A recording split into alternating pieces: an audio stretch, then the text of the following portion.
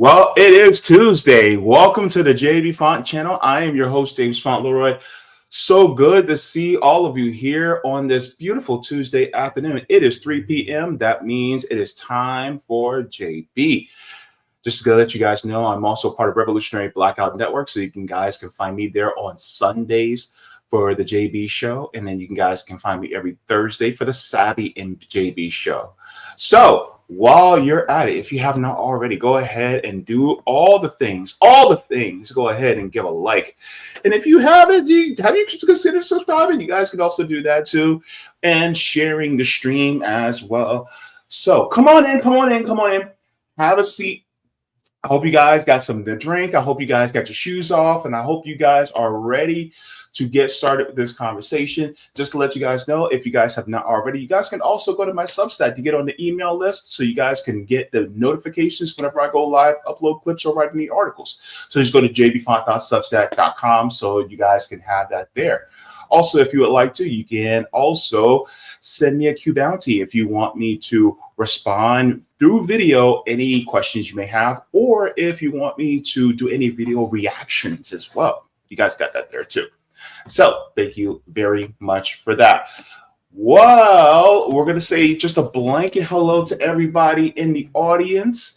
We're going to say hi to you. We'll get more individualized as we get later in the stream, and I'll get my individual hellos and responses from you guys. But for now, because I have a guest, I want to be very respectful of their time. But what are we talking about today? Later in the show, we're going to be talking about Ron DeSantis. Now, Ron DeSantis is, look, Mr. Lonely, because he's going against his own Republican Party in Florida. What in the world? Ron DeSantis is fighting direct democracy. So we're going to be talking about that a little bit later in the show today. This is something that I would like to talk about because I live in Florida, and Ron DeSantis really makes me itch. And I just got to get this out. So we're going to have this conversation about direct democracy a little bit later in the show. Towards the middle of the show, we're going to be talking about China.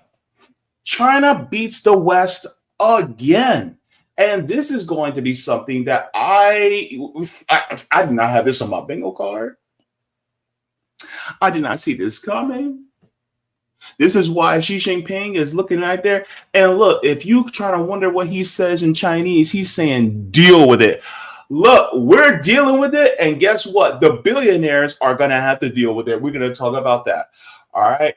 But first, we're going to be talking about going home. This is going to be a wonderful story. We're also going to be talking about some other things as well, but I would like to introduce my guest for today, activist, organizer, and just a really kind and really respectable guy.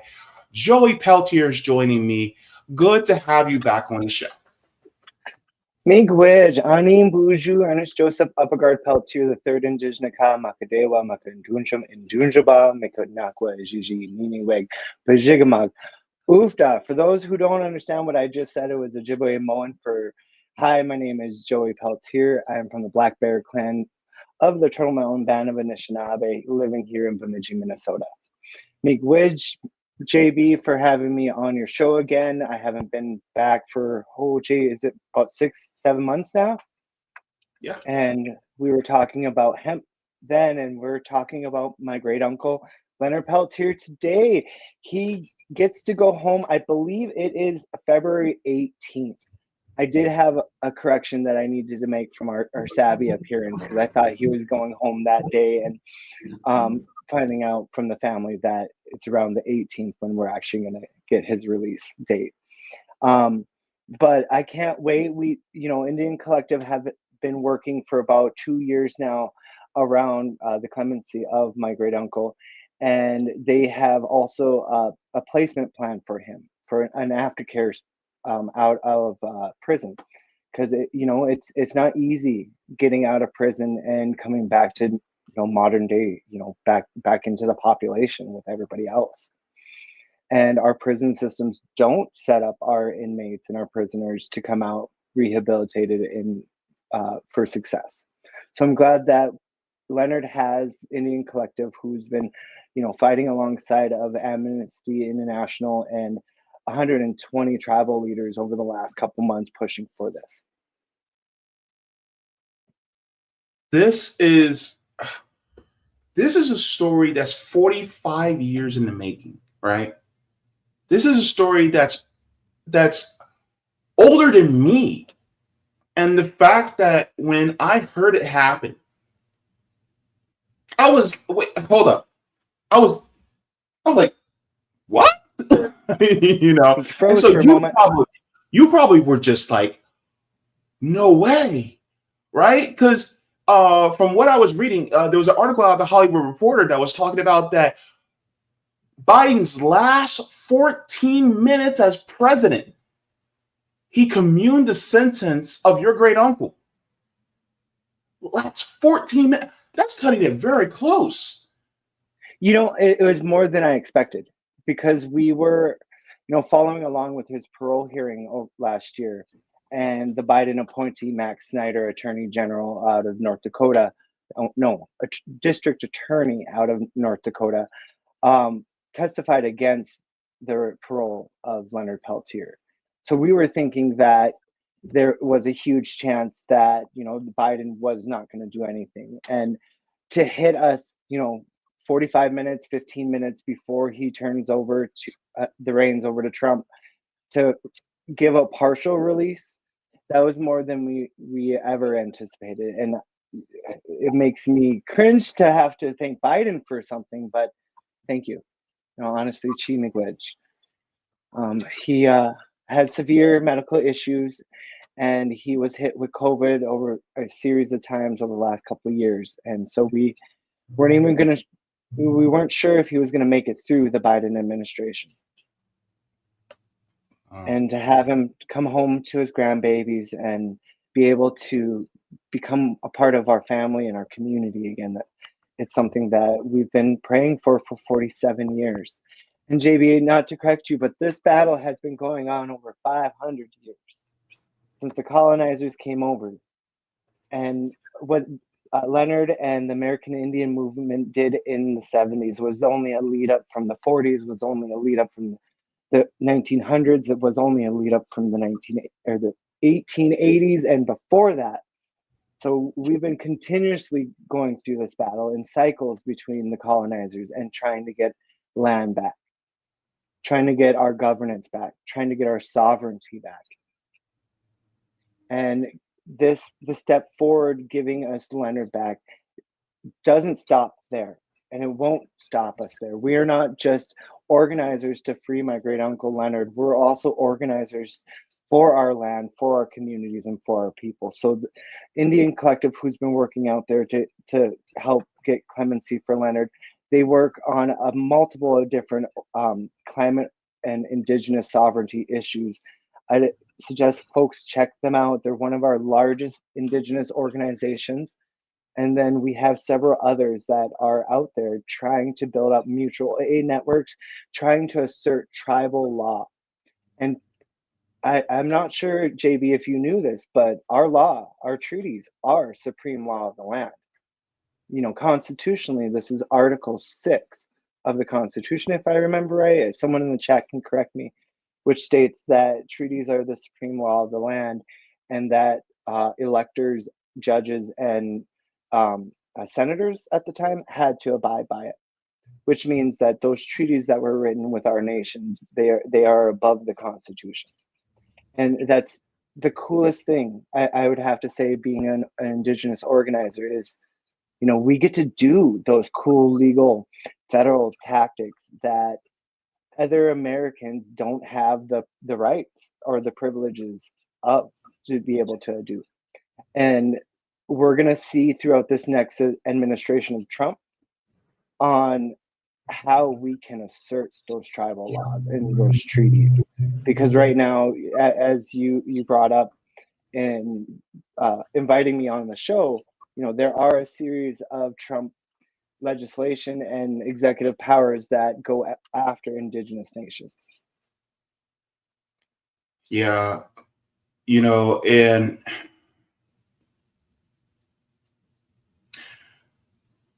whenever I look at what's happening to the Palestinians, I think what they're going through is what you and your nations have went through about 400 years ago by that point, right? It had been 400 years already, but it's been so for you guys. Just imagine the Palestinians going through what they're going through for 400 more years. And then you get the Native American nations within this land. With that, I'm sorry, go ahead. Sorry. Indigenous nations and indigenous leaders have stood with Palestine since the inception of the colony Israel. We have leaders like Dennis Banks from the American Indian Movement, John Trudeau from the American Indian Movement, and deeper into the newer age, Nick Estes, who all have stood in solidarity with Palestine. And indigenous nations haven't only just stood with our Palestinian allies. We've also stood with the Irish when England was salting the land, causing the famine. We've stood with all indigenous people that are being colonized, and you will see another great organization out of indigenous nations is the Indigenous Environmental Network, who does a lot of great work at the international level. The ICJ, the COPs, and everything, and how we work with our indigenous nations from Central and South America to Africa and greater up into Greenland, Iceland, and our Inuit and Siberian indigenous relatives. So I feel this is a greater colonization of the world, not just of Turtle Island. Yes, we've been battling for 500 years plus, but the Africans have been battling for 500 years plus. The South Americans have been battling as long. This global empire. I'm happy to see, we're near the end. That's what Chris Hedges says. That's what Robert Wright, I believe, says, or Richard Wolff says, that we are at the end of an empire, and where we choose is, we can choose to carry on this colonial capitalist path. This is part of our indigenous nations, our seventh generation prophecies and the eighth fire prophecies. We can choose that red path, that colonial path, the black snake, or we can choose that green path where we view our family members, our neighbors, not of like financial risk or a financial benefit, but as family, as community. We coexist with the land. Last time I was on your show, we talked about biomaterials. That's how we move forward in this green economy. This is how we move forward in breaking up this colonialization, is we break up this global network of exploitation and colonization.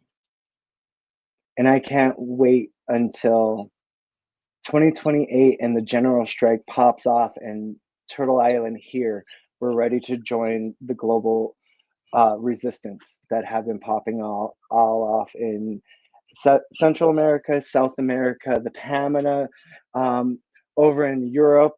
And we don't even know what the movement is anymore compared to the other nations and how much they've thrown down. So I can't wait for us to join. And I feel for our Palestinian allies and the refugee or exiles over here in America. We will stand with them. We will not abandon them.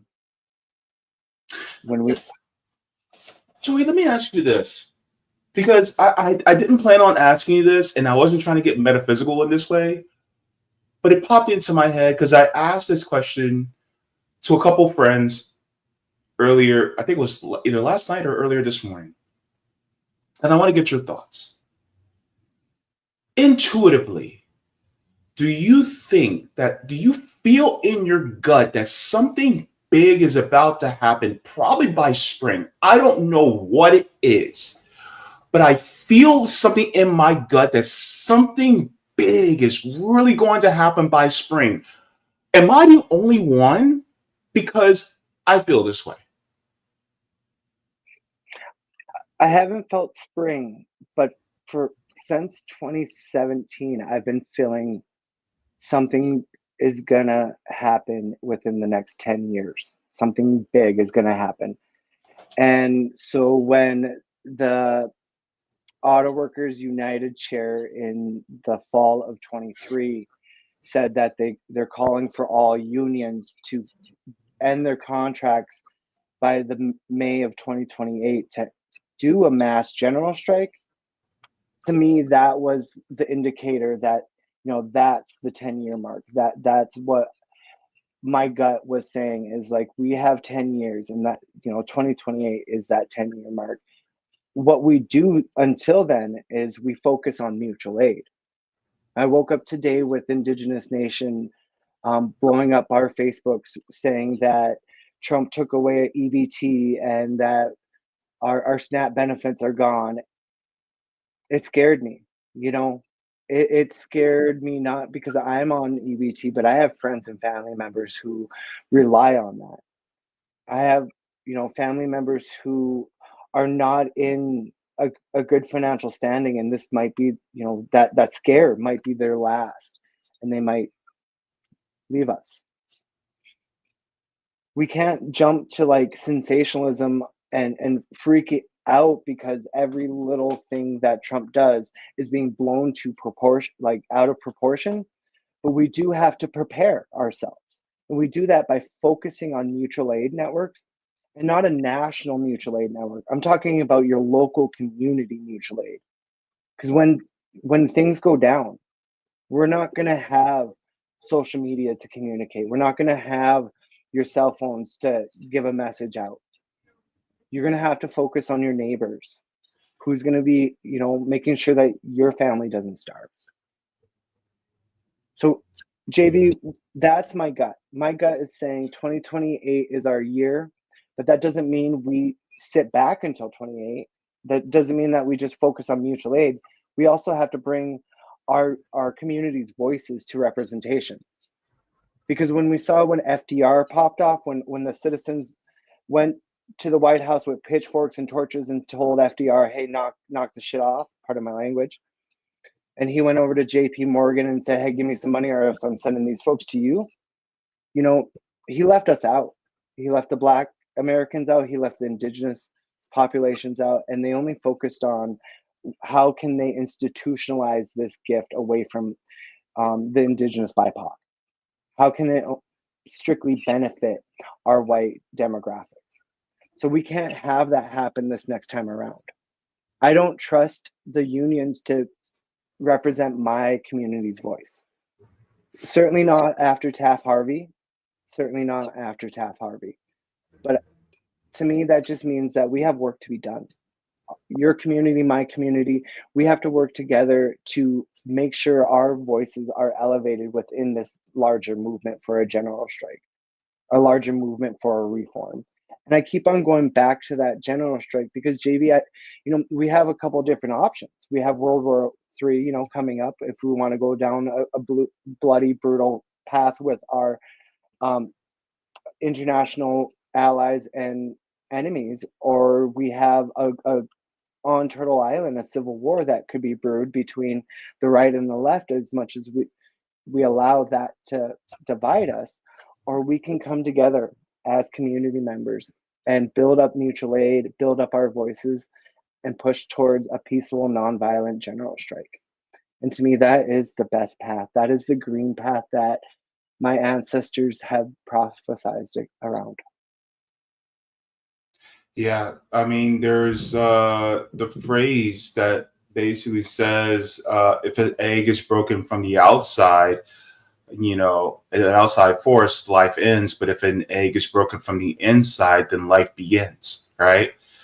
So the thing is like you got to break the egg from the inside. And so I definitely echo your sentiments there, especially about mutual aid. One things that I wanted to switch gears to was, you were mentioning about Donald Trump and some of the policies that he was implementing. And as of last week, because as of yesterday, he has been president for his second term for a week now, and there have been a lot of moving parts within the last few days, and especially in regards to immigration.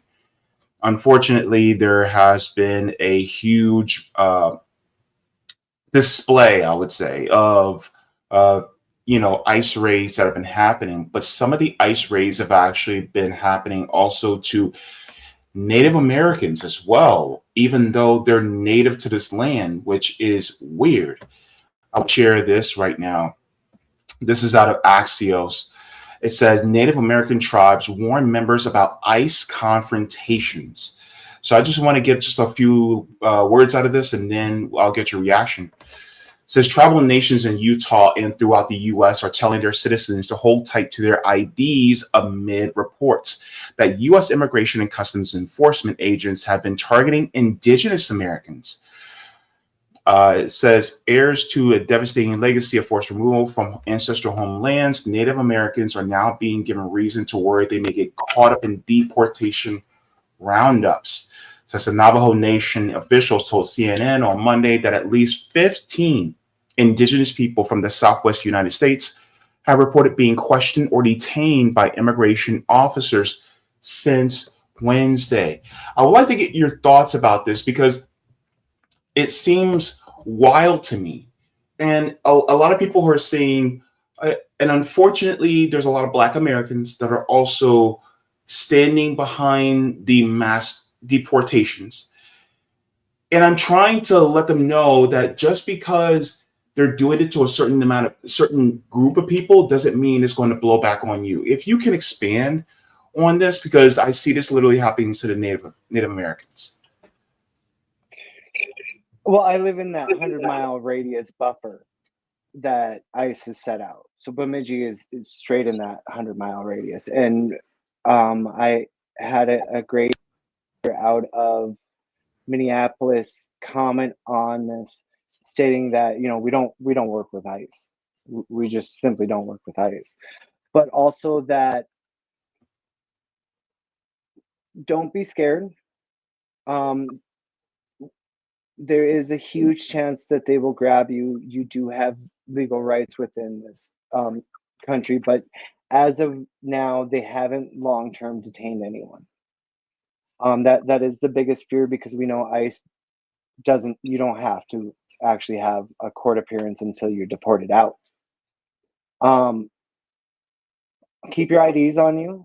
Myself, I'm a dual citizen due to blood lineage. I'm also partially Canadian. I'm scared. I am personally scared myself. I had a conversation with a good friend last night. Her son, his father is Liberian, and she's afraid. His father is currently a citizen, went through the process, has been a citizen for about 2.5 decades, decade and a half. She's afraid that there was talk that they're not going to go through the female lineage of the people, erasing natural born citizens, which kind of works with the thought of, like, how does he protect his own children? Their mothers are not of this country. Again, I don't want people to jump to sensationalism, but we can't ignore the huge thing in the room, and that's the corporate establishment. CoreCivic has gotten skyrocketed stocks since, well, even 2 weeks before Donald Trump became up or got into office. There was 2 board meetings between 2 private prison companies congratulating Donald Trump the day of. I believe it was Glenn Greenwald who covered that, or the Gray Zone. And this is where it goes to. It's $200 a day per adult, and it's about $800 a day for a youth to keep locked up. And that's going to the private prisons. And you're going to talk DeSantis out of Florida, but Florida is one of the states that allows these detainees to work. Forces these detainees to work pretty much for pennies on the dollar. So this is all about dividing our communities between races, and then making money for white people, rich white people. And I had a conversation earlier today with my aunt over on the Turtle Mountains, where she was watching Fox News, and she's saying all this about the immigrant, the drug cartels and all this. And I had to remind her, Auntie, who in this country has more drug crimes? Who in this country has more sex crimes? Certainly is not a migrant from Central or South America. It'd be a white person. And who's bringing more drugs onto our tribes, our tribal nations? It's not an immigrant. It's not a migrant. It's white people coming onto our tribes, trying to marry into our families with trying to. What I straight up told her, it's old fat white men trying to get our children into giving them drugs so they can sell them off to the sex trade. So who's a bigger threat? Who is a bigger threat to indigenous nations? Migrants from Central or South America, or that white man in the man camp that's right next to our tribe, digging and pillaging our land?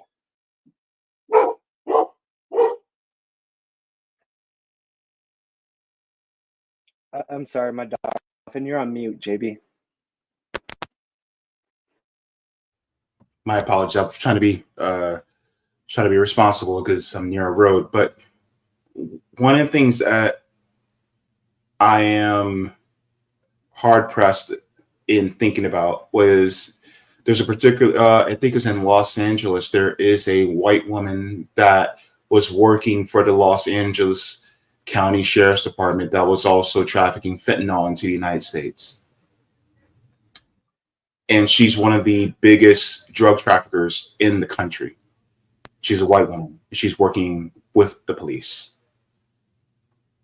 It is not missed upon me how there was an investigation and there's now a lawsuit going on that police in South Florida are now being sued for making crack cocaine in their precincts and selling it to us, to our families and our people in our neighborhoods, to try to get more of them and then place them more in prison. So when it comes to who the blame of the drug trafficking lays on, we know who it is. And we know who the people who are pushing this is doing, because ultimately, I've said it before, capitalism, and maybe this is just, the nerd, millennial nerd side of me, but it's just like Majin Buu going back to his original form, right? Going back to this most evil form, and its most evil form was that of chattel slavery. And if it can't enslave you, then it will neutralize you. And if by neutralize, I mean the other word, yes. And so that's what it feels like. It's like, well, if you won't do the work for us, then you need to be either executed or taken out of the country. Because if you're not going to do the work, for us for free or nearly free, then we have no use for you. And there was somebody that was talking about Native Americans, Indigenous Americans that are coming across the border. And somebody said that, well, if you think about it, Texas, Arizona, New Mexico, Colorado, Nevada, California, these were all originally part of Mexico. So aren't they just coming home? You know, before the colonizers took over the land, there was no borders. You're right. Turtle Island, we went from A to B without getting harassed by state taxes. We could just freely travel, in which we did. When the Spaniards came originally, before the Europeans came, the tribal people fought them back, the tribal nations down there. Like I told you, I'm a dual citizen. You know, we were, you know, part of my family was in Canada. A great part of my nation is in Canada. We didn't have this divide between the United States, what is it? Not colonized, but well, yeah, colonize this land. And they cut inch by inch. You know, they gave us land and they put us off of it when they found out it was worth something. That's why over Mount Rushmore, which is I believe the 7 grandfathers from the Lakota tribe. And when they found out that the Black Hill had gold, they took that away from the Sioux. They did it to the extreme that the monument that was supposed to be for the Sioux, and they hired a Klans member to do the monument, and we got Mount Rushmore.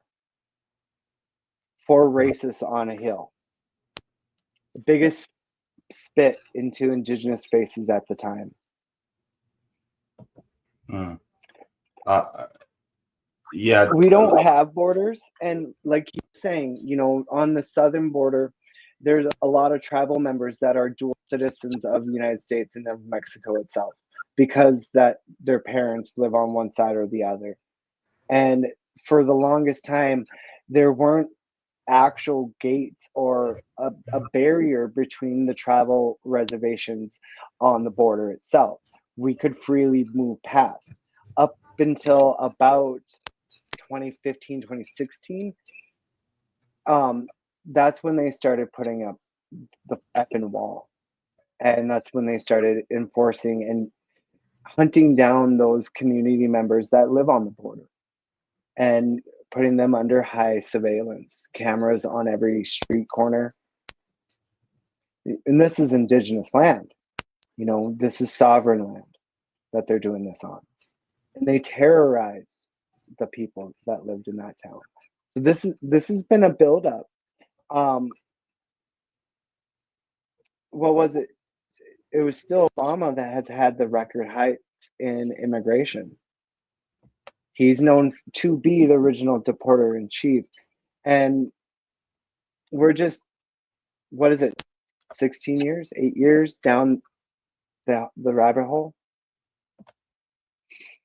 And when I was talking about like $200 a day for an adult, $800 a day for a child, what's the fastest way we get through this? Immigration judge, one of the lowest paid judges out there. And if I remember right, that's about $1,200 a day, or maybe even a week. Someone might want to check me on that one. But it's about $1,200 a day. That's one court hearing for a youth and one court hearing for an adult.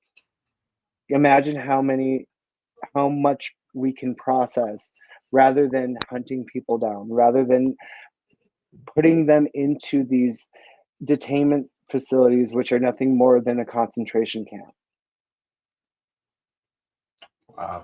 Wow. And yeah, it is. There's been that huge conversation on like, well, they've given them gift cards, they've given them debit cards to go live. Again, $200 a day versus maybe a $200 gift card. I'd rather have them get a public subsidy. I'd rather have all of us get a UBI. You know, not just the immigrants going into New York. Yeah.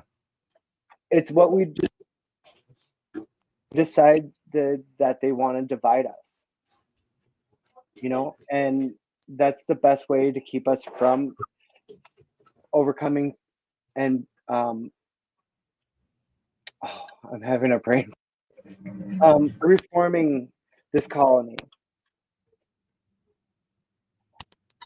Not to segue too out there, Sabrina had on her show Jasmine Sherman. She was a presidential candidate last year. And Jasmine had one of the best Indigenous platforms. And her of how we would have property, how we would govern that property, was to give it back to the Indigenous nations and then put out kind of like a Airbnb app where people could move into, and the house, the home, all of that would be paid for. When I talked about, that green path, when I talk about, that general strike, it's what do we want afterwards? What kind of industry, what kind of economy, what kind of governance do we want to see after we've torn everything down? Because like right now, a lot of us are focusing on Trump and the despair and the sensationalism. But to me, it's like, how do we find hope? And that's, what do I see after this? And I see that we have gotten our land back. We balkanized Turtle Island, just like the Baltic states are all individual. We would break apart this colony and give it back to the ownership of the tribal nations and allow them to govern. We'd break up the industries that we have going on. That I'm huge around hemp. And I talked about this last time, that to actually have a hemp market, to have a bio industry or biomaterial market, it would have to come from the local level. There's no way Elon Musk could say your lawn trimmings are going to be turned into plastic for us, because we'd be like, wait a moment, that's our lawn trimmings. We're just going to, publicly fund manufacturing facilities. And that's how we move forward. That's what gives me the hope, JB, is knowing that this troubled times that we have until about 2030 is going to transform the rest of my life. It's going to transform the rest of my community's life. And I can't wait. I know I'm going in, and I'm sorry, but that green path, to me, it's the hope that our economics can be cooperative. We're co-ops, and that we can coexist with nature, which means bringing in nature within everything we create. I'm looking at my Apple computer in front of me, and I'm wishing that all of this plastic, all of that was made out of hemp, was made out of leaves. I'm wishing that the microchips that are, made from minerals from the Congo, from Michigan, the Rio Tinto mines right on the Quani Bay community of Indians land, that we could make it that into hemp, from hemp products. And we talked about it last time. The Canadian Light Source has made those microchips out of hemp. And we've talked about how Elon Musk has stalled the hemp batteries could be created. It's because they know that when we start mass producing this stuff at a local level, that they cannot control it anymore. There's no need for that slave labor over in the Congo. There's no need for that fight and battle over in the Quani Bay group of Indians, the Fond du Lac, who are facing Tinto, and the Wet'suwet'en tribe out of Canada, who are also facing the same mineral extraction from the same companies. That hope, knowing that we can rehabilitate the land. Hemp can even make molecules, radiation molecules, inert. So they're no longer harmful to us. Our Superfund sites that are estimated in the billions to rehabilitate and be able to use again. We can get it done for cheap. We can get it done. It's just we're choosing not to with the systems we have in place now. And James, I can't wait because the people are getting pissed. You know, Luigi was not a red flag. He is not the start. He is the result of our anger.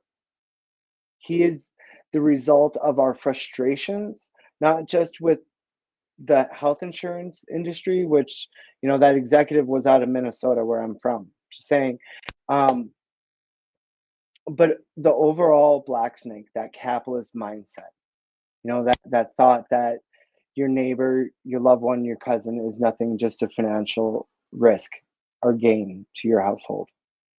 We can't think about that anymore. We have to ideal what Luigi wanted us to, you know, really think about is like, how do we get over this?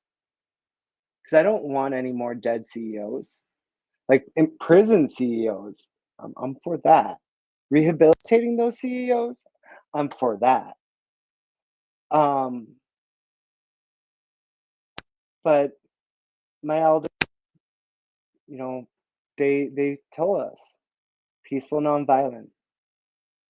We look at the American Indian movement. We look at the Black Panthers.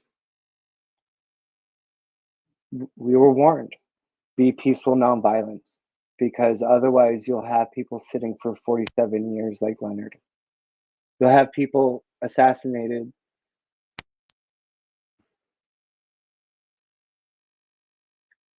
And JB, these ICE raids, we stand in solidarity with our Central and South American family members and relatives. We stand in solidarity, but this is only going to get worse. Those ICE raids are for private prisons, for the immigration detention centers. But we have private prisons for ourselves. We have those cop cities. We have those, 86 cop cities that have been placed around the colony over the last 4 years under a Democratic leadership, mostly under Democratic states. And those are for us. Those are for when we go on strike, that those cops come to your doorstep and say, hey, it's time to go to work. And what do we do then? Do you take that hit? Do you go to jail? You know, that's something we're all going to have to make a decision of at the time.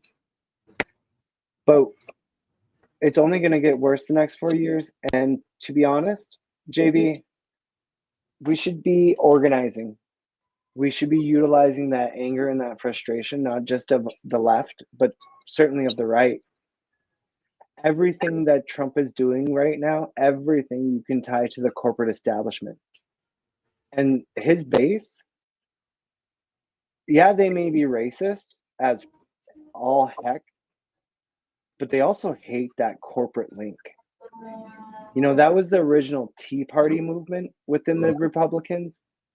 And they're the ones that mostly embody that libertarian, like, perspective of small government, no government subsidies, not even to the people, but not even to the companies. And they see all that corruption. And we just have to remind them that the big picture on the ICE raids is core civic. It's your tax money. It's that $200 a day for adult, $800 a day for youth. You know, that money should be going towards building schools. That money should be going towards fixing my roads from these potholes from the winter. But I'd rather have core civic, all these rich white people that own it, Geo Group, make all of this money off of our public goods and resources. It's the same moving forward. The executive orders that pertain to Indigenous nation, They also are connected to Donald Trump's fossil fuel company and extracted corporations. You know, we tied last time I was on your show, Elon Musk with those mines. Well, a lot of those executive orders to tap our indigenous land are for our minerals, not just oil, but for our minerals. And that ties into Teslas, that ties into your cell phone batteries, that ties into a huge need. And I don't know what you're covering on China. I hope I don't ruin it. So if I get too deep, you can be like, hey, we're covering that. But they released a trade ban, or they banned minerals that are used in bombs and arms for war from coming over to the United States. They're winning. They're winning against us. There are reports that our Pentagon are calling the same 17 contractors that hunt these minerals across the globe, and those 17 contractors are keep on telling the Pentagon, no, we can't find them, and we are being strangled. And it's not our domestic products for minerals.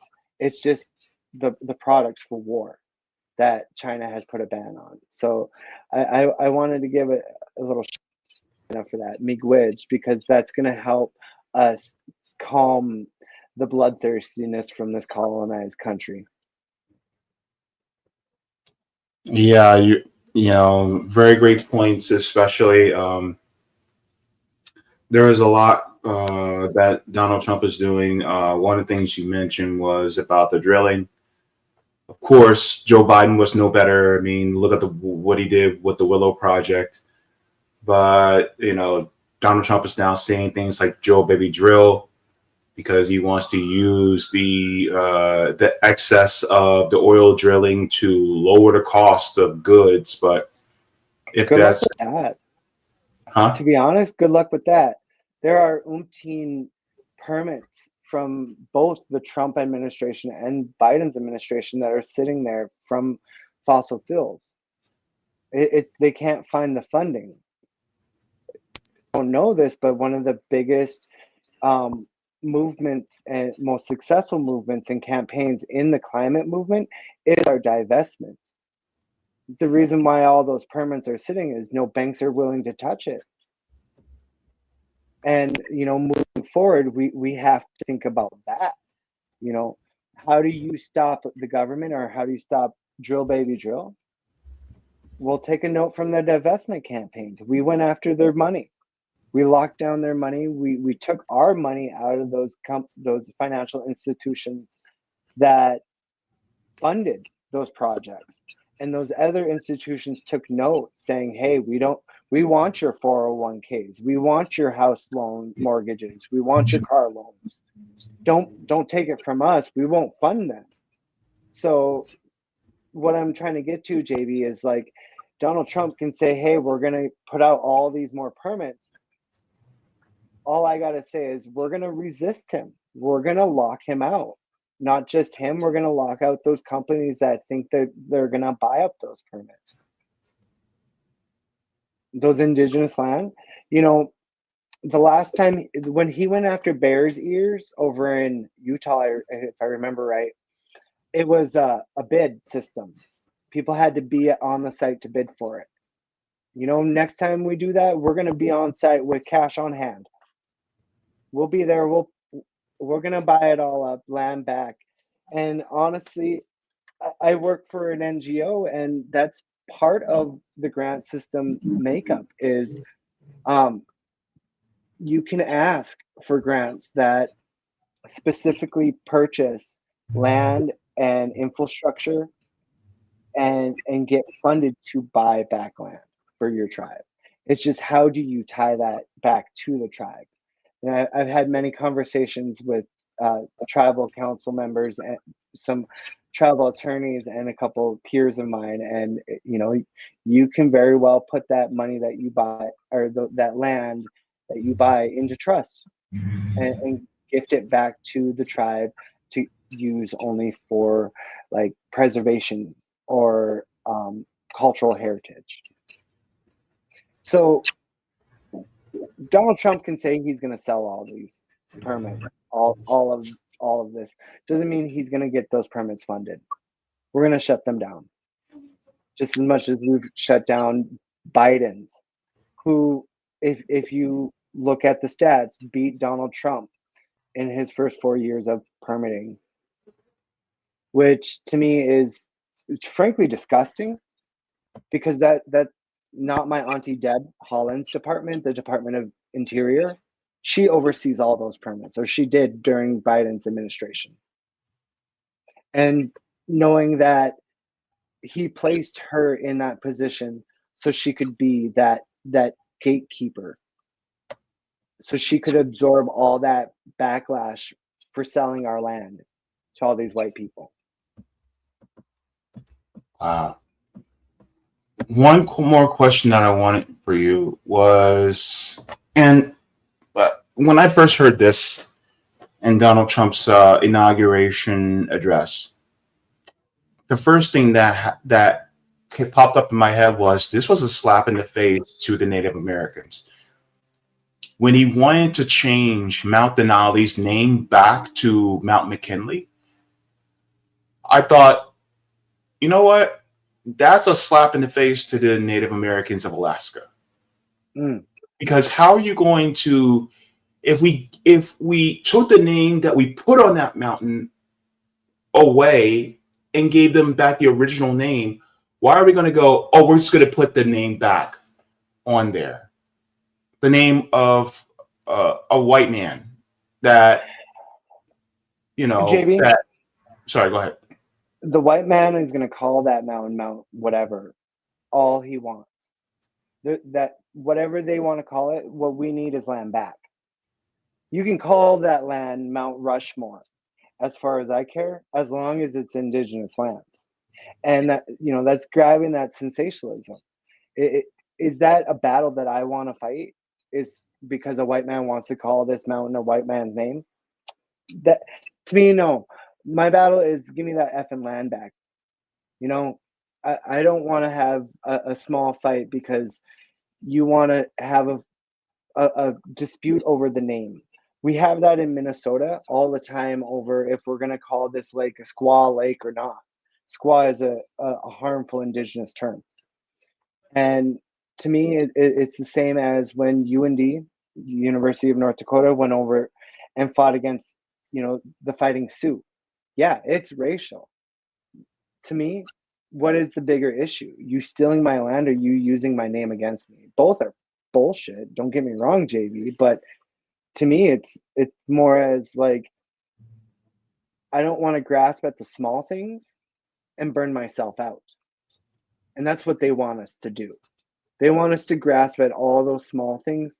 So our peers, our family, all get burned out from us trying to mobilize and organize them over the big things. Not saying that name is not a big thing, but in the long run of things, it's not. You can call that Lake Squaw. You can call that Mount McKinley. What's important to me is who owns it, who governs that land, who is the custodian of it. Yeah, it kind of makes me think about, like, for instance, with Black Americans, we're talking about reparations, particularly cash reparations, and we're like, we don't care if Donald Trump puts his name on the reparations check and then he calls it the Reparations Act of Donald Trump. We don't care. Like, just do the act, right? That's what's the point about it is. It's like, if we want universal health care, I don't care if he calls it Trump care. Just give us universal health care, right? It's the act that matters more than the name.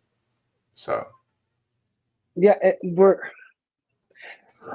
my best advice for people in this time, in this transition, is be mindful of what's going out there. Try to find out what's the truth and try to find out your ways to combat it, but don't jump on every small thing and burn yourself out.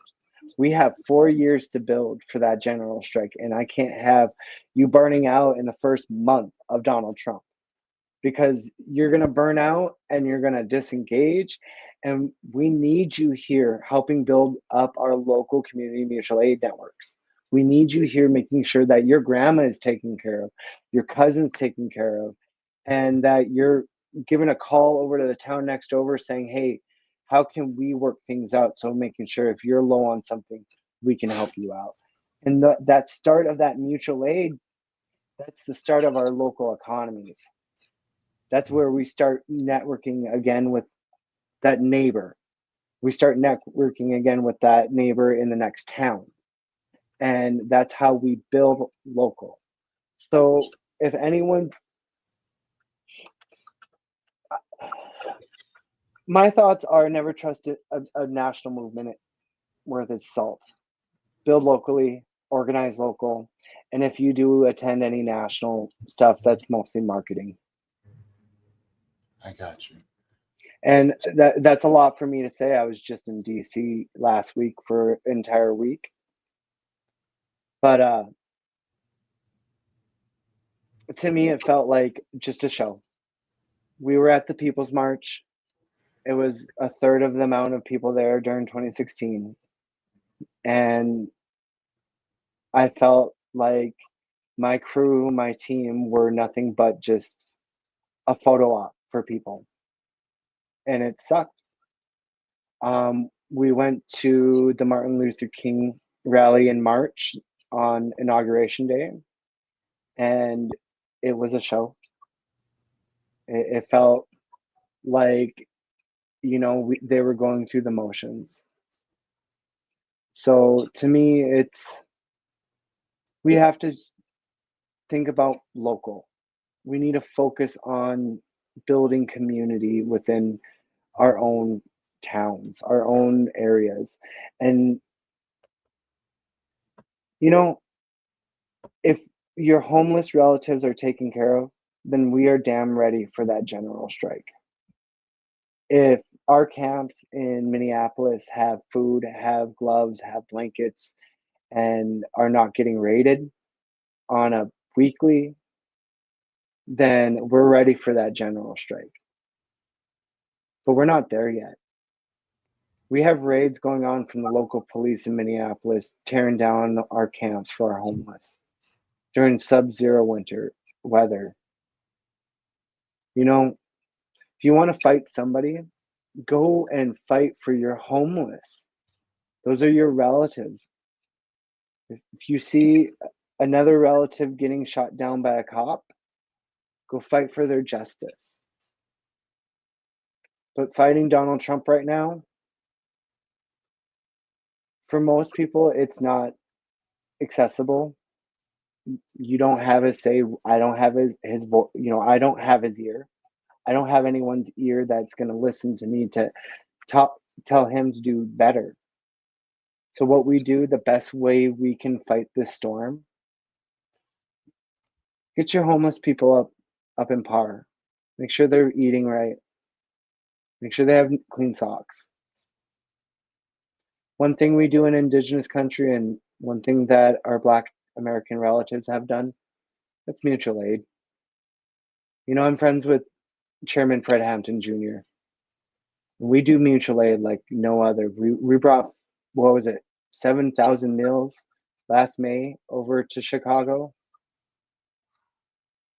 Every year we're here in Indigenous countries getting hay for our dogs that sleep outside as a community. We're setting up our youth to go shovel out our elders' driveways. We're making sure our elders are being checked on, that they have food, that they have the needs, what they need, the goods that they need to survive. Think locally, folks. Donald Trump is a distraction. At best, pain in the ass. And what he's building, what he's doing, this is just further down in the collapse of an empire. We're just a couple more years left of this empire. It's gonna be messy. It's gonna be ugly. But think about what's afterwards. Think about what you want afterwards, after the collapse. How can we attain what you want? What is your dream? What is your hope? Think which for this time, JB. And I really, really should get going now. I have a board meeting coming up in an hour or a couple hours, and I got to get ready for that. Yeah. Before you go, can you just let us know about your organization as well, Mukwa? Mukwa, yeah, here. 1 minute. Let me actually get all professional for this one. I don't get to do it often. Mm-hmm. Bear is awesome. Gina and I fought over that bear logo. I designed it, and she wants that black taken out of it. What do y'all think? That, like, right there, that black. She wants it out. Anyways, I'll get to that when I get to that. Mukwa envisions a decolonized future where no systems of caste and oppression exist, and all beings are thriving for all generations to come. To achieve our goals, we are creating a network of bear den organizers across Turtle Island, starting with states like South Dakota, North Dakota, Minnesota, Wisconsin, Michigan, North Carolina, and Illinois throughout 2025. This network will provide strong support to the Mukwa matriarchs and their communities.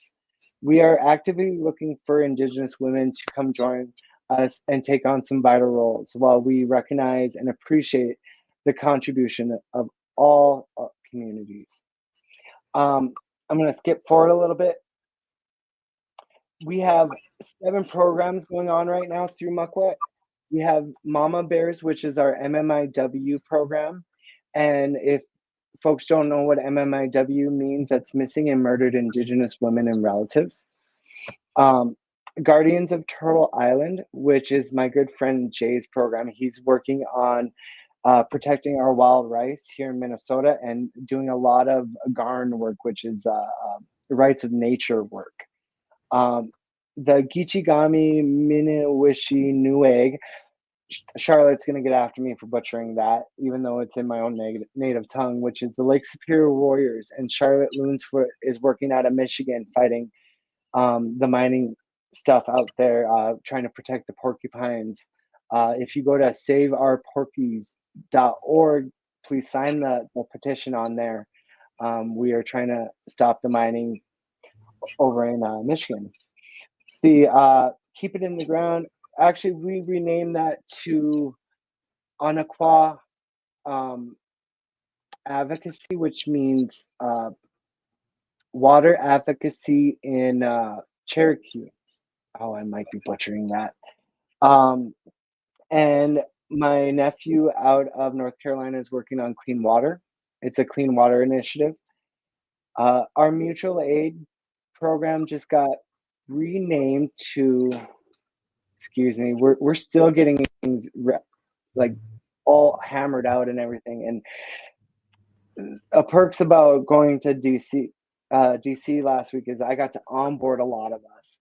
So we got to work on our programming and our projects.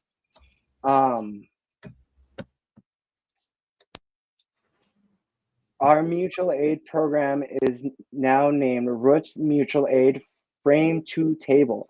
And my good friend, Justin Blake, who is Jacob Blake's uncle, Jacob Blake was the young man who was shot in Kenosha back a couple days after the day after George was murdered. So we have Justin Blake, who's with us, who's running our mutual aid program. And I'm your Just Transitioning for the 7th Generation program lead. And what I get to work out of my program is how we can build an economy for the next generation and the 7 afterwards. And that's where, JB, you brought me on today to talk about is, our biomaterials and how they all work together in building the next generation of economy and industry for not just Turtle Island, but for the world. We are mostly grassroots funded. We were lucky enough to get 3 grants last year that brought us up to about $25,000 for the the 9 months that we had been open at that point in time. We're on our 10th month. And honestly, a lot of my time is volunteer. And I pull on average about 40 hours a week. And my husband is an amazing man who's really frustrated with me right now for pulling this for so long. But we are on the verge of hopefully getting a couple big number grants coming in the next month or two, so we can be self-sustainable and do the good work that we have built to do. And miigwech for focusing on that. And if you all want to donate, it's mukwaminkana.org. Mukwa means bear, and Minkana means path. And as I started out this interview, I am Joey Peltier. I am of the Black Bear clan. And if you want to go to our About and click our matriarchs. Okay. Let's take a look. Oh. And our matriarchs is our board. And we have 4 powerful Indigenous women. Some of you might know the folks on that page who are our board members. All strong Indigenous women. We have Gina Peltier, my older sister, who is our chairwoman. Winia Locke, she's our vice chairwoman, and she's out of the Cheyenne River Standing Rock tribes, and she rocks it out over in South Dakota. She's boots on the ground, comms everything from Standing Rock. She bounced over to Line 3 with us with her youth for a bit, and we're so lucky to have her part of our organization. Jane Jacobs is our secretary out of the Tuscarora Nation in North Carolina. She's a powerhouse who's been fighting the nuclear waste dumps and the poisoning over in North Carolina, along with helping build up her community. And they have just ran a bunch of mutual aid when it came to the storm last fall. And then our treasurer is Shauna Loonsfoot from Quani Bay Community of Indians. She is a powerhouse in her own right. We wanted a younger person in the blood, and she is bringing up and making sure that I don't mess up on our books. She is on my butt on that. Just saying, those books were off up until yesterday, and she put the hammer down, and I had to sit for hours making sure my books were on point. Folks, they are on point. Thank you very much. And we have a handful of amazing staff. Like I said, we have 7 leadership staff that with our 7 programs, and then we have well over 15 organizers right now, and most of us are all volunteer time. It'd be nice to get some hours. Any donations are split between where you select on the donation links, and most of that goes to, or excuse me, all of that except for about 14% goes to the work itself, and 14% that goes to our 7 goes to our fiscal, and the rest go between our grant writer and myself as your admin. Okay. Holy wow, that was so in depth on the org. Sorry, JV, but yeah, running a nonprofit and NGO is like mind blowing. It's something that I never really wanted to do, and we needed a place. The group of us that left Climate Defiance last year, we needed a place to go, and instead of jumping to somewhere else, we made our own table, we made our own chair, and this is what we wanted to do. So we are glad to do it grassroots style. It's a slow grind, and honestly, 7 of us, we are democratically ran. That leadership board, decisions are made as a huge democratic unit, and if it's high key or if it's low key, we always talk about things. All right. I've been in orgs that we're top down, and that leads for a lot of hurt. So we're trying to do it better. We're not trying to compete with anyone. We're just trying to complement what's out there and help and find our way. So miigwech for folks that are signing on for our newsletter, I'll have one out in the next couple of days explaining everything we've done in the last month, and which we've rocked it out. So miigwech.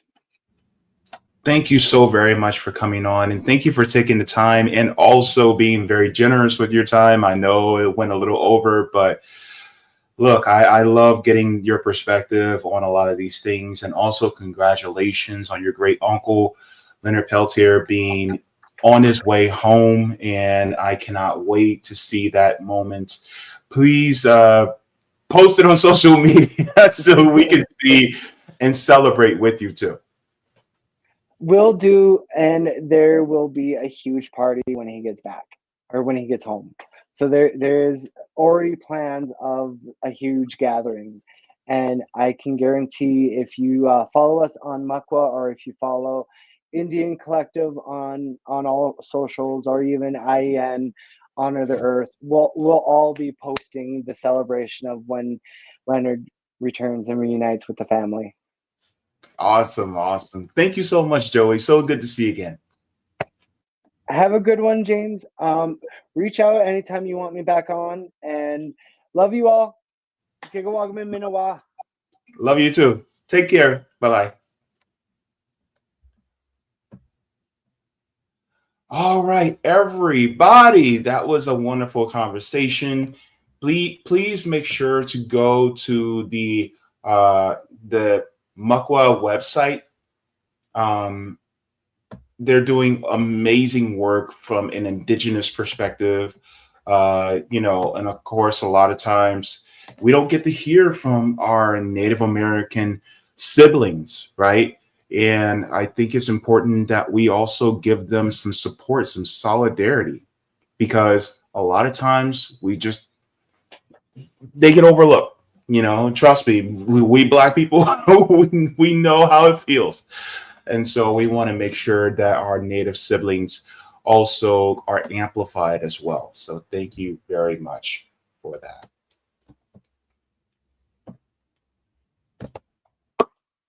Go ahead and give a like to the stream. Thank you so very much to everybody for joining in.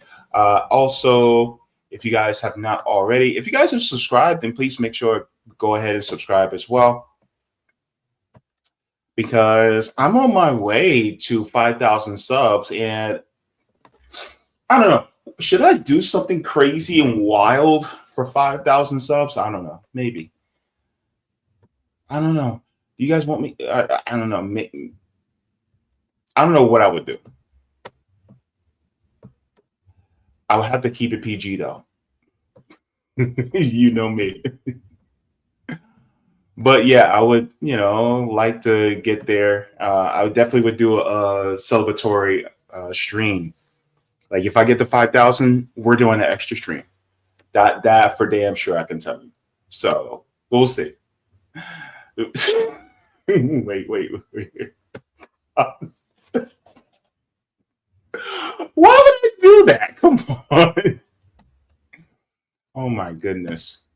Yeah. So while we're at it, let's go to the chat, and we're going to start off in the Rockfin chat first, and then we're going to get to the rest of the Chizat. Gosh, why did I say Chizat? Goodness gracious. 2001 call that said it wants its lingo back. Anywho, let's get to the chat. All right. Thank you so much, Hempcar. He says you can rebuild a church. You can't rebuild nature-made mountains. Ooh. They want to take over the globe, so they pretend it's about freedom, but now they're just openly saying it's about oil, lithium, etc.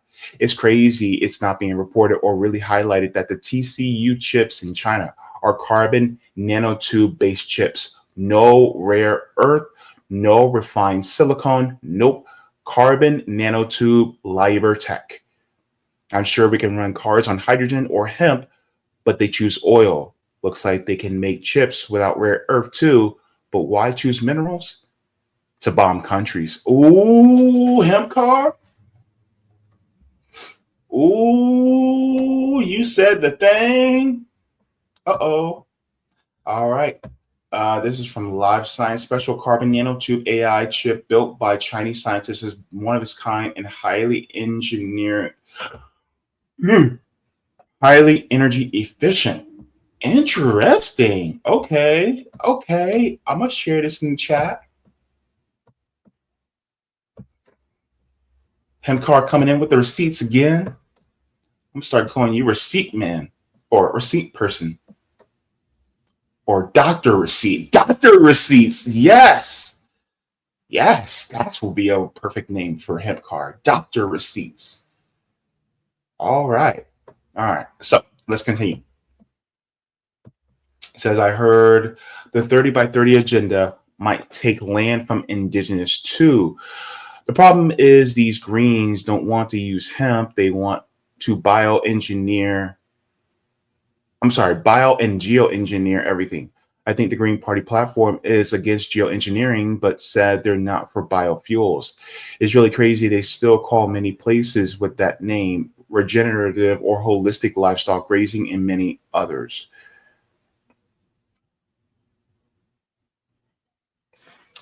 Okay, thank you so very much.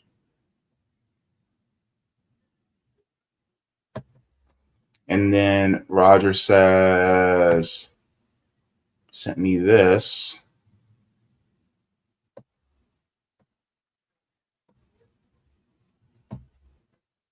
What's this, Roger? Okay. I just want to make sure I read that first. Out of 17 CBI amendment states, these I can help. Petition for. Okay. Thank you very much. And Roger says, me and Joey are in sync with the state-by-state strategy. Yeah, absolutely. Hepcar says Denver Attaway had that info about these chips. Ooh, interesting. Thank you very much for that. Let's go into the chat and say hello. All right, Edward coming in saying, what's up, JB? So glad that Peltier is home with his family. Yeah. That'll be on February 18th. So we got 3 weeks or so. So just hang on, Leonard. You're on your way. All right. Jacqueline says, hey, everyone. Hey, JB and Joey. Good to see you. Sheila B says, yes, Leonard. About friggin' time. Hey, JB and JB fam. BRB. Good to see you. Terry Conley coming saying, good afternoon, JB and comrade. Kate Max says, hey, JB. Hope you're doing well. I'm doing good. Thank you so very much. Savvy Sav says, hey, JB, I don't know if you watched Savvy's panel, Left versus Right, from a few days ago, but I finally watched it. It gave me a headache. Girl, you and me too. You and me both. Not everybody on the panel. No. There was one particular person. I'm going to be honest with you.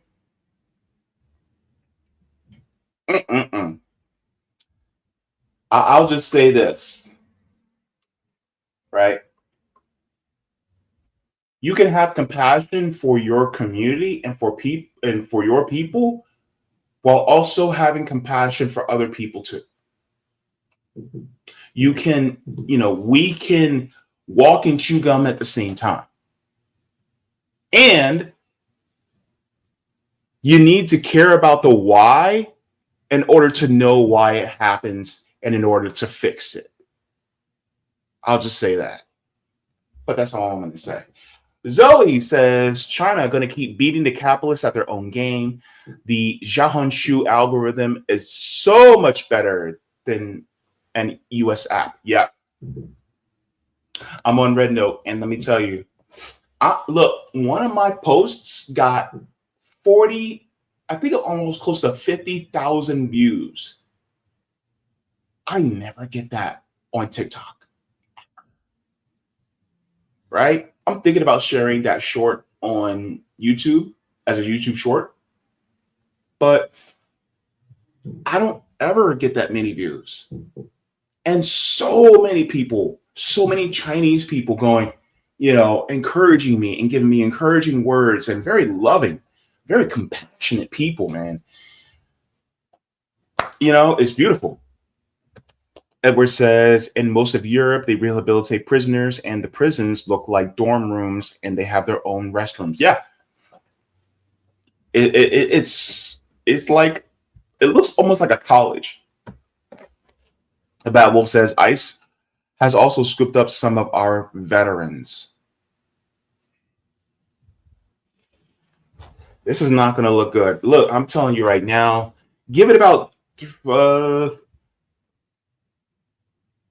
2 years from now, about 3 years. Trump is not going to be the superstar that he thinks he is now. Watch, mark my words. Javier says, I bet a Puerto Rican who forgets their ID will get swept up and sent some random country within the next month or less. And Puerto Ricans are American. Crazy, man, crazy. My goodness. This thing is a dumpster fire. Cal Terrell says indigenous are being detained in Arizona, New Mexico on the I-40 through reservation land. This is short detainment to thwart civil rights of freedom of movement. Yeah. And that's the sad part, is that they're sweeping up people. I'm hearing about even Black Americans being swept up because they may think that we're from Jamaica, or they'll think we're from Barbados, or they'll think we're from Haiti or some African country, when in reality, no, we're from here. We were born here, and our ancestors were born here. But of course, we can get swept up in it too. Human Rights for All says yesterday they even arrested Puerto Rican soldier. Wow. Bryce Smith says, it's rich to see colonizers say that people that are from these lands are illegal aliens. Sup JB, sup Joey, sup everyone. Yeah. It's like, hold up. Who came here and wiped out, about 95% of the population? Who did that? Came from a whole nother land. My goodness. Amy says, Bryce, yeah, but they seem to be a lot of people obsessed with illegals now. Just a part of left Dems dragging their apologists ever rightward. Yeah, it's quite sad. See, Human Rights for All says 1492 Taino name is a big thing to me, not extinct per DNA. Yeah. CEB Applejack says I am pro reparations, but would that violate the Equality Act? Not if it's done through lineage-based. You can do lineage-based reparations without actually violating the 14th Amendment. This is why if you gave reparations to American descendants of slavery, then what would happen is we would just have to do genealogy in DNA. That would basically be it. And if 23andMe and Ancestry.com and all these other websites can do it and find out our ancestry and get our genealogy, then of course the government can do it by looking at their own records. And even if people are, for instance, if they're adopted, they have those records that even though those records are sealed, they can take a look at them. And then they can say, oh, well, you know what? You are an American descendant of slavery, of chattel slavery. So therefore, you're owed reparations. And then they can tie it to everybody's social security number. They have access to all that too. So it would be through lineage. And some people might even be white passing. They may look like they're white and they'll get reparations. Well, because genealogically, they are descendants of slavery, right? How many of us who are Black Americans, how many of us actually have a white ancestor? A lot of us do. A lot of us got a white ancestor because some sexual assault happened. So, of course, that's also part of being, so of course, we're going to have somebody that might have a dominant gene where they may be white passing. So it's going to happen, but it's through lineage based, not race based. Which also means not all Black people are going to get reparations either, because you may have some that could be from the Caribbean.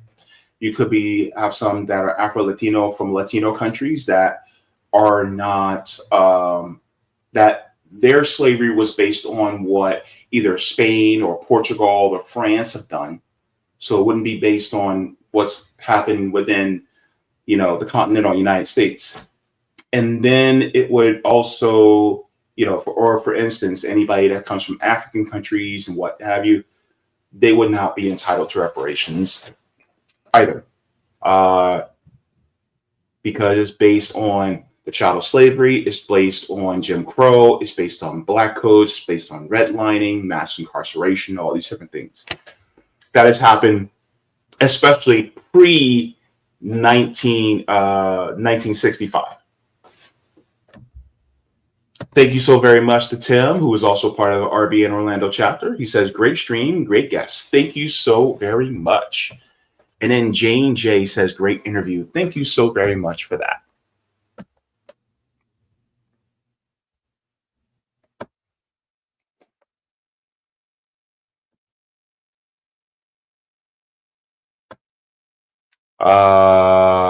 Hold up. JBP DM, status not lineage. What do you mean status not lineage?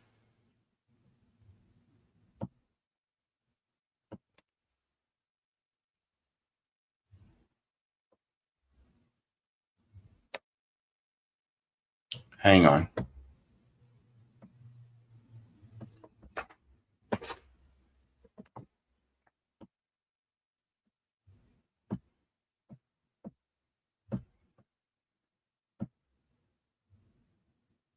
Was this?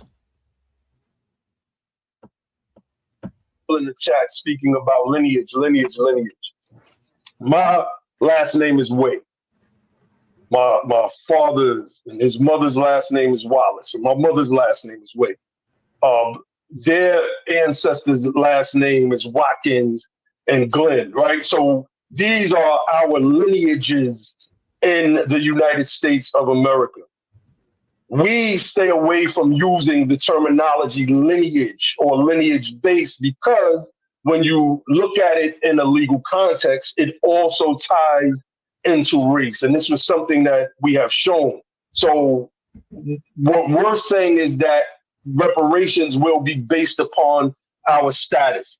And if you go back and you look at the oral arguments in that affirmative action case, Brett Kavanaugh was having a back and forth with Cameron Norris, one of the lawyers for the Students for Fair Admissions, who admitted that the benefits that descendants of slaves received was not based on their skin color and that it was not based on their race, but that it was based on their status. And we've since shown a plethora of information that solidifies those facts. So I just wanted to add that for those that do not know, because you may have not listened to Be the Power, and those of us at United Sons and Daughters of Freedom, because of your own ideological allegiance, organizational allegiance.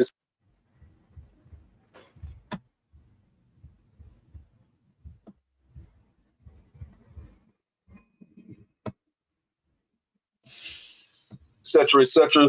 Look it up yourself. Look up the cases that have linked race and lineage together. And we feel that the language has to be airtight in order for us to survive a strict scrutiny challenge. Thank you for having us. I am so appreciative. In the chat. Okay, so thank you for the correction, Roger. He says status, not lineage. I guess the language is ever improving now. So thank you very much. Appreciate it.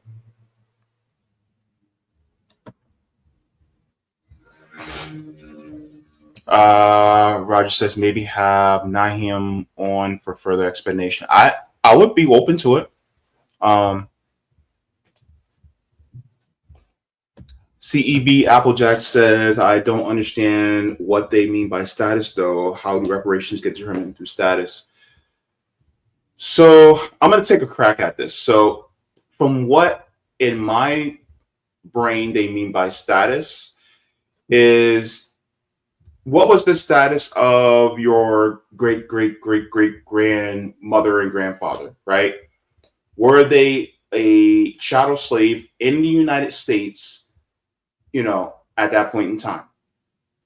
If it is yes, then that means that because you are a descendant of that person, that means that based on their status, then that means that also lineage, you're part of that lineage. And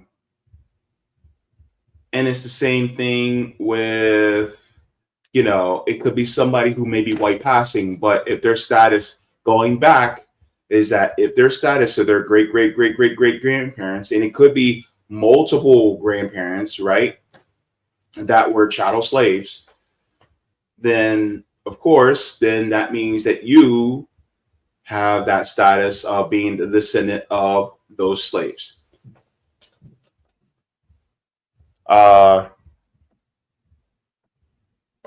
CEB Applejack says there were slaves in the U.S. via my father and slaves in Dominican Republic via my mother. So I think that would be I think it would depend on. I guess you might still get reparations, but at from one side of your family. But at the same time, I can't say for sure. But one thing I can say, though, is that they're also, I know ADOS is also trying to work with CARICOM, which is trying to do reparations for the Caribbean.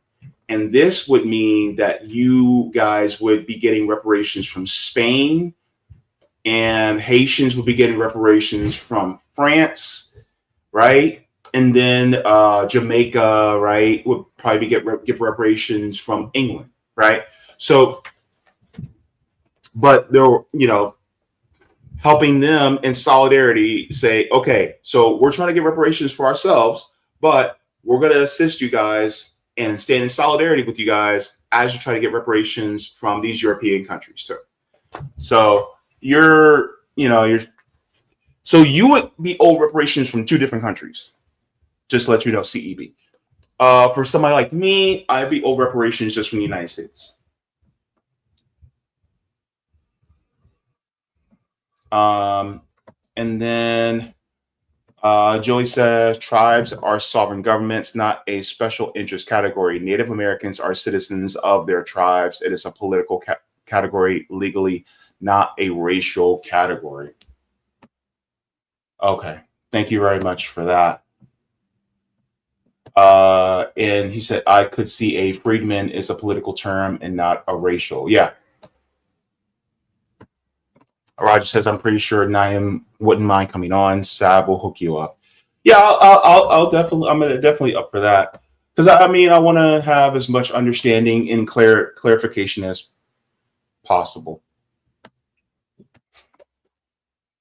Never say never, CEB. Never say never. Right?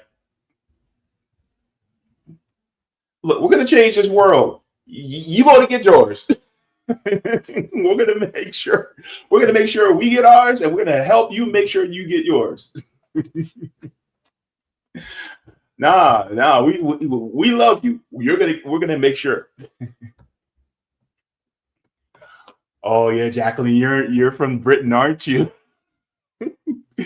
There's dread to think how much England owes reparations, and you all probably have to stand in line. Look,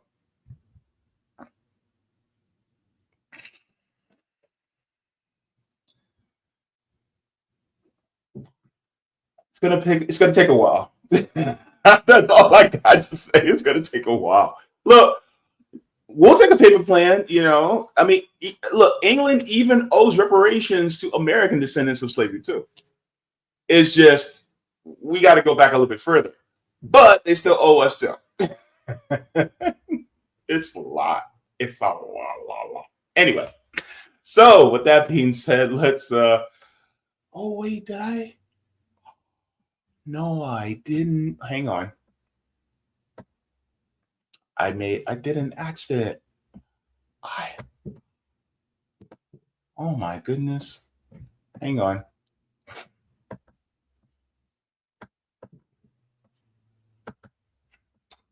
I got to do this. I wanted to do a patron shout out, but I closed it. How did I close it? I didn't close it. You know what? JB. Hang on. Okay. I cannot believe it closed. That's some bull.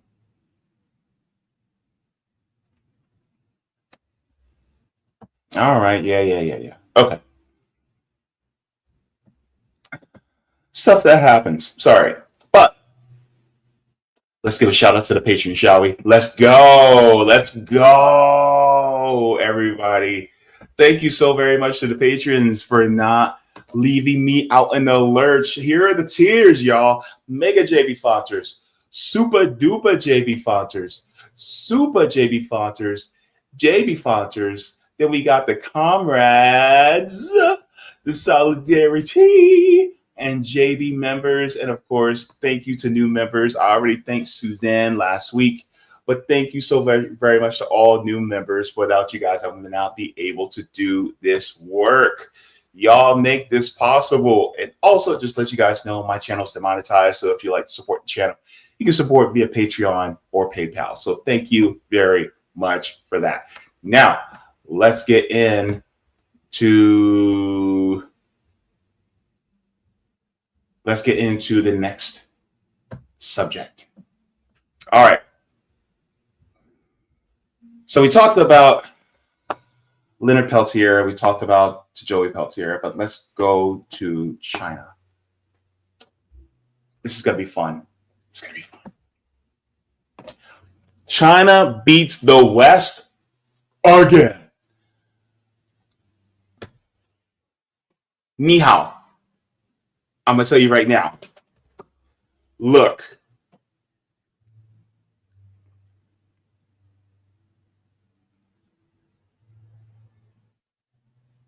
China,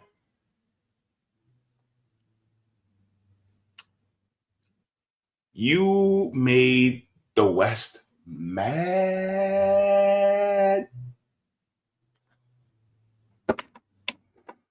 You made them mad. So I'm going to share this. So with the last week, everybody getting on Xiaohongshu, Red Note, or Little Red Book, right? The new social media app. Everybody's all up on there. I know, me too. So that happened. But then some other things have happened within the last couple of days that have been in the news very deep. So one of the things that I want to share, especially about China, is... Actually, let me share this first because this was very interesting.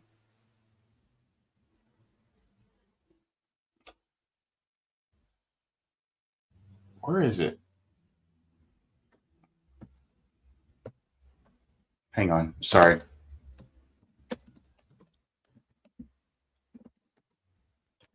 Thought I had it.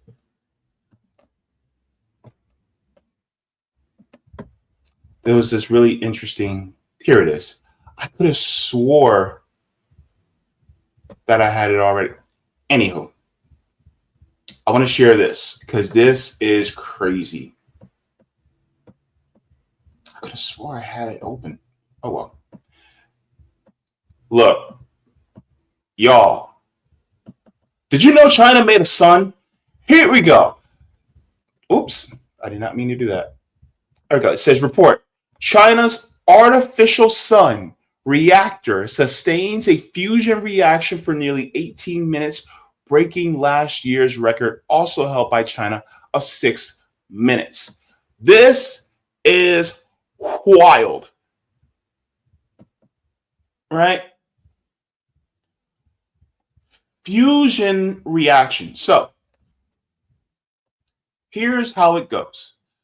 So basically what China did was they made a fusion reactor that is kind of shaped like a donut. And so the particles are able to move at certain speeds where they start to fuse together, right? And it starts to create energy. And is creating such high heat. I think it was like 100 million degrees or something like that. It was crazy how the amount of temperature and heat they were able to produce within 18 minutes. They were able to have that. It was hotter than the core of the sun.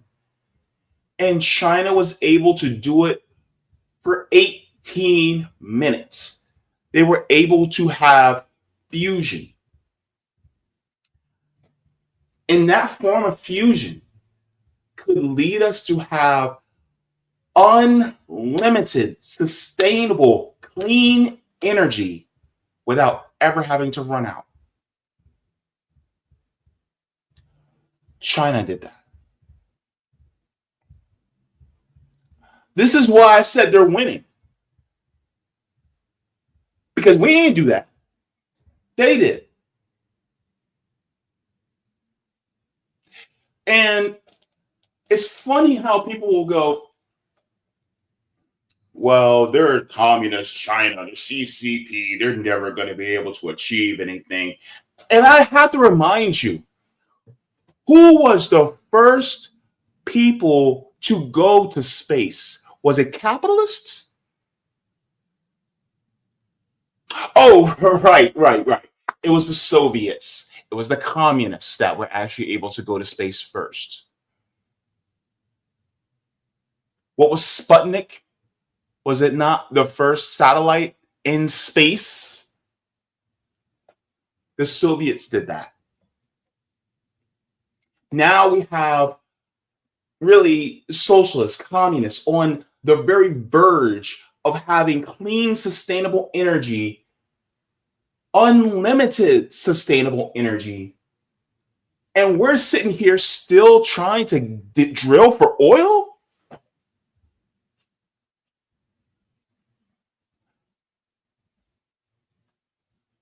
Who's the primitive one? I beg. As the Africans say, I beg. Who is the primitive one? You know, going into my Nigerian roots, you know what I'm saying? But that's one of the things that actually just recently happened, right? And so with that being said, I just want to get into another point where, you know, we could talk about another thing that recently just happened. And let me make sure I get to this. Hang on. Shut up, JB. There was a video that I was watching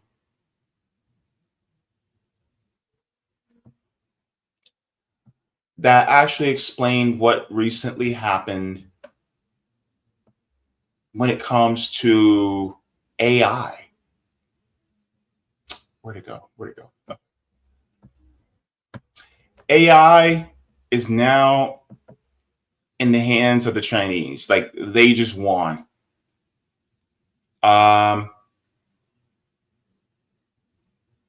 So I want to explain how OpenAI just lost billions of dollars. Billions. So let me share. And then NVIDIA just lost 450 billion. So we're going to go through this. And I actually should go through the the tweet thread that I created, because a lot of people gave me answers, but I want to start here. And so hopefully this will be a great explanation so that everybody knows exactly what happened. So the Chinese created an AI called DeepSeek, and this AI was made, not only is it better than OpenAI, but it also is cheaper to produce.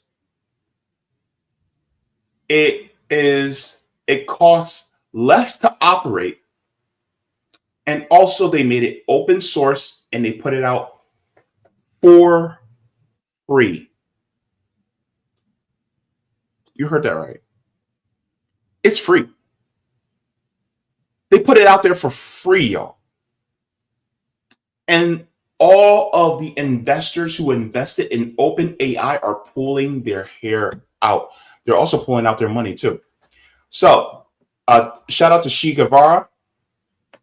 Says this creator on TikTok explained it the best for me to understand. Basically, China isn't gatekeeping like the tech bros do here in the US, so it's costing them and the stock market. Also, they apparently don't need the money because it's just a side project. So let's get into this. We need to talk. It's basically one company. Okay. Models. Ooh. So I just want to make sure that we can see this fully. Let's get into it. We need to talk about those new Chinese AI models called DeepSeek, because the story is pretty insane. You know, if you want to build powerful AI models, you need powerful AI chips. And there's basically one company that produces them, and it's an American company called NVIDIA. Now, since those chips are so valuable today, the US government prohibits NVIDIA from selling those chips to Chinese companies. So you might be thinking, well, how the hell did they manage then to create a model that is more powerful than OpenAI's? That's where it gets interesting. So they could put their hands on a very limited number of NVIDIA chips, but not enough to create a powerful model. So what they did is they made some insane technical innovation to make training of those models extremely more efficient, which means that they used like 1/100th of the resources that OpenAI or Microsoft or Google used to create AI models. But you know what is even more insane? It's a huge F off to a lot of American companies. They created those amazing AI models and then they open sourced them, which means they told the world, hey, not only I will tell you exactly how we did this so you can do this again, we're also going to give you the output. We're going to give you the code of these AI models so you can do whatever you want with them. Which basically means that now the value of a lot of OpenAI models has gone down a lot because there's a free alternative that is better. China is innovating like crazy. And by the way, since there's this idea that this specific Chinese company that you're watching this video from might be banned, I think maybe it's a good idea to start following the people who give you value also on the social media platforms. So if you want to keep following me in case this goes out, that's my Instagram where I keep posting AI content as well. And maybe some personal stories. So, okay, so let's continue. You know that Chinese AI lab that released that AI model called DeepSeek? Well, it sent the US stock market down by hundreds of billions of dollars. We need to understand why this happened and what we can expect for the future in the US stock market. There are two things you need to understand. The first one is that this is not about China. This is about open source. Open source means companies creating technology and give it away for free. Number two that you need to... Hang on. So, open source. I'll give you an example of an open source that a lot of people may not think about.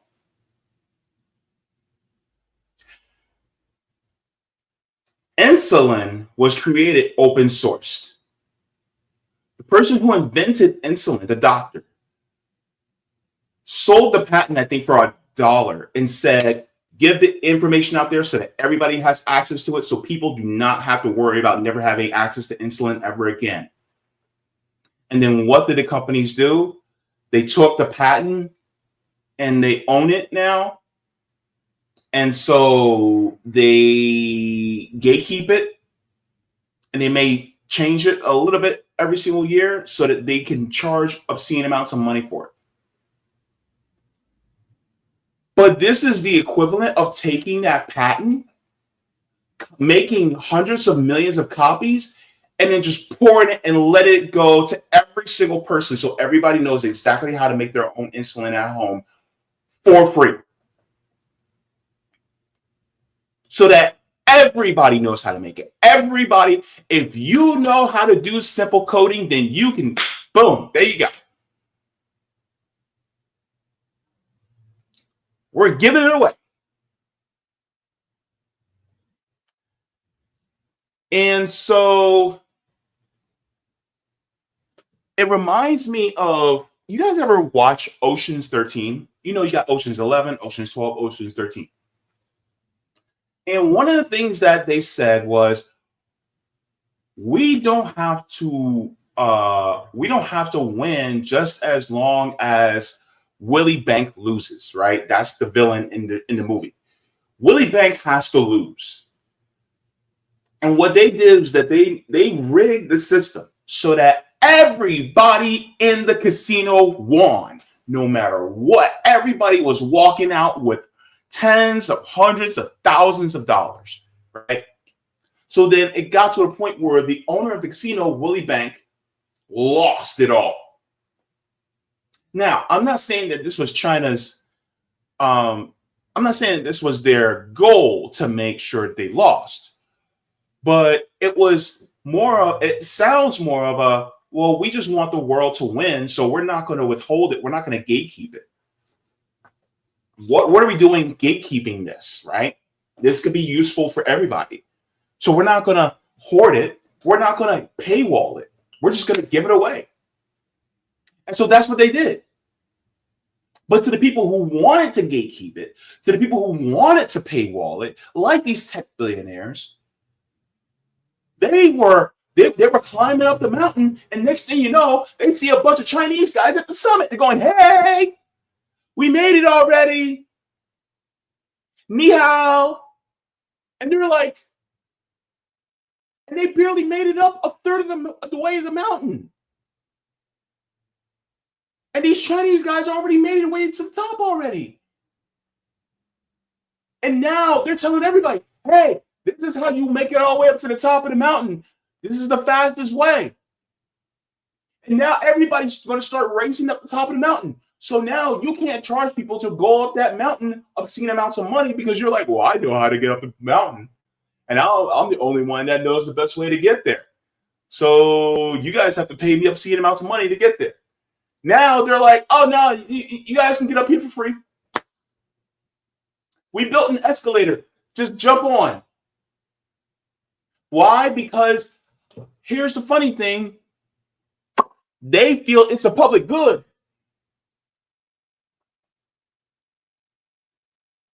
Oh, I wish I had Savvy's music to celebrate right now because that'd be so great. But this is what it's like.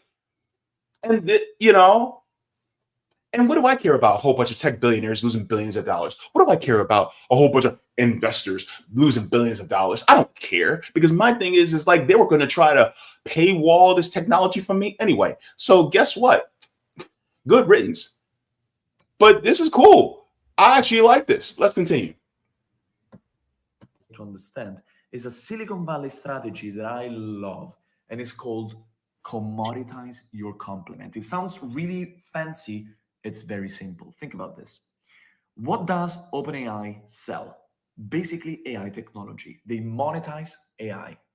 What does Meta sell? Well, Meta sells a social media platform. They need AI to power new features, but they don't monetize AI. It's a complement for them. And so what do they do since it's a complement? They commoditize it. They give it away for free. Because for them, they don't have a way to make money with it. But if they release it for free, they hit Google, for instance, who is monetizing AI, but is also a competitor of Meta. So when this Chinese company released this model for free, it didn't change anything to them because that's not what they make money with. This is a hedge fund. They make money with stocks, but they hit everybody else, specifically the US economy. Ooh. I found out something about the Chinese AI lab DeepSeek that shocked me. Now, if you don't know who they are, I'll give you a 10-second summary, and then you can go watch my latest video, which talks about it.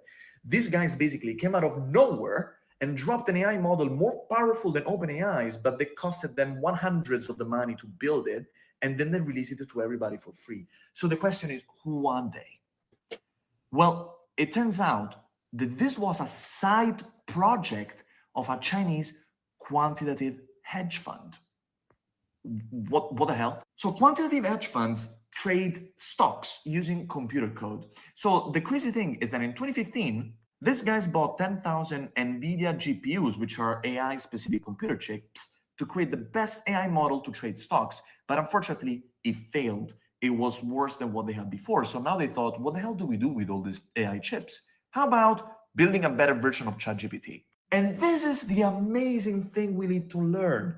So quantitative hedge funds usually have amazing engineers that are really good at writing efficient code because their algorithms need to be crazy fast to make decisions, but they don't know anything about large language models. However, most AI research today is open source, which means they could just read how these models work and write better code to build more efficient algorithms as a freaking side project. Think about those guys that want to spend $500 billion in the US for a new data center. Lol. Oh Lord, this is hilarious. And somebody under the comments said this company is crazy too. They don't need investors, and they are so young. America needs to realize that anti-competitive practices will be their downfall. Whatever happened to the free market? It's insane that it's insane what can happen when you invest in education as a country. So this is what's happening. Oh Lord, this is what's happening. And they have lost. They have lost it. I'm telling you. So I just want to share this too.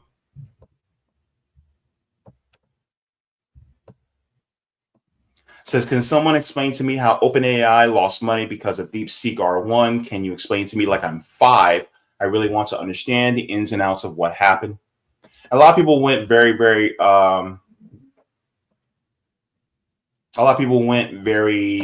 simple for me, which I appreciate.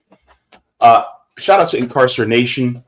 If you guys don't follow them, they're a great account. It says they released a significant and reportedly better version of AI than OpenAI for a total of 7.5% of the development cost of ChatGPT-4. This caused a mass sell-off of tech stock, which fell off the cliff and may not easily recover investor confidence. DeepSeek is also reportedly smarter, makes fewer errors than ChatGPT, and is free of charge. With love from China. Trump and his tech partners do not look too good next to this event right after Trump's pledged $500 billion to his tech bros, who are now discovered to deliver less in quality but 100-fold in cost.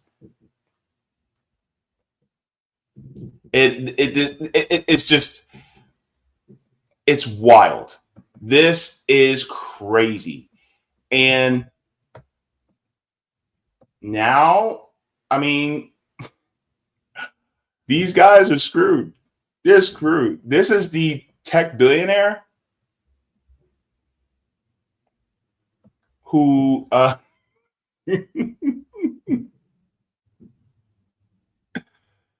my gosh.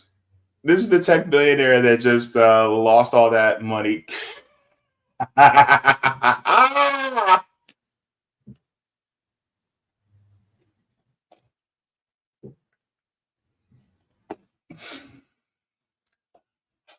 Hey, Roger, if you're still in the chat, if you can give me a little bit more, anybody who's a techie in here, also, let me know just a little bit more too. But yeah, this was hilarious because I'm just like, yo, like, shouldn't technology be developed for the whole of humankind so that we can actually benefit collectively and just do better?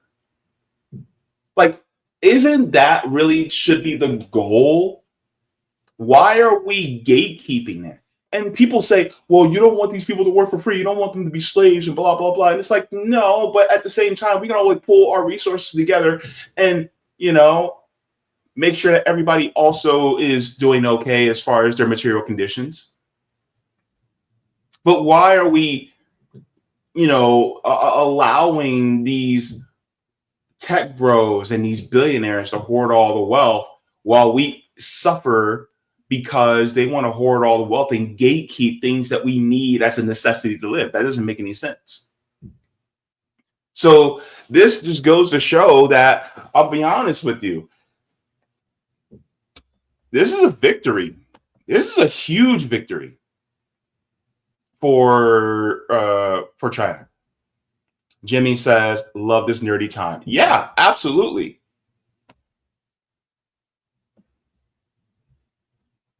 Kat Terrell says they have free college, so of course their technology is state funded and pushed, regardless if it's nuclear fusion. Yeah, like here's the thing. Oh, I'm going to go on a little bit of a rant, but stay with me here. There is 100 Albert Einsteins right now. Some of these Albert Einsteins in our country, some of them are living in Watts. Some of them are living in Appalachia. Some of them may be living in small towns in Minnesota. Some of them may be in Camden, New Jersey. And because we don't foster this beautiful mind that they have, simply because we want to gatekeep knowledge away from them, because we just want them to just be a compliant worker, then we waste away their tools that they may have, the potential that they have in order to be able to make our society better. So capitalism is literally holding our society back from actually advancing even further, because it gatekeeps the necessities for us to survive or even thrive. This is why it took the Soviets to go to space first in order to get capitalism off its ass. Because if the Soviets had never went to space, then capitalism would have said, there's no need for us to go any further. We're good just where we're at, because we don't want to waste any money in innovation.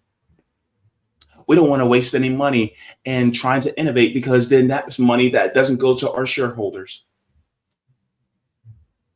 Meanwhile, the communists said, oh yeah, let's make education for free. Let's make sure that food is readily accessible for everybody. Let's make sure that everybody has housing, right? So you don't have to worry about, because these diseases of despair also affect us mentally, so that it degrades us.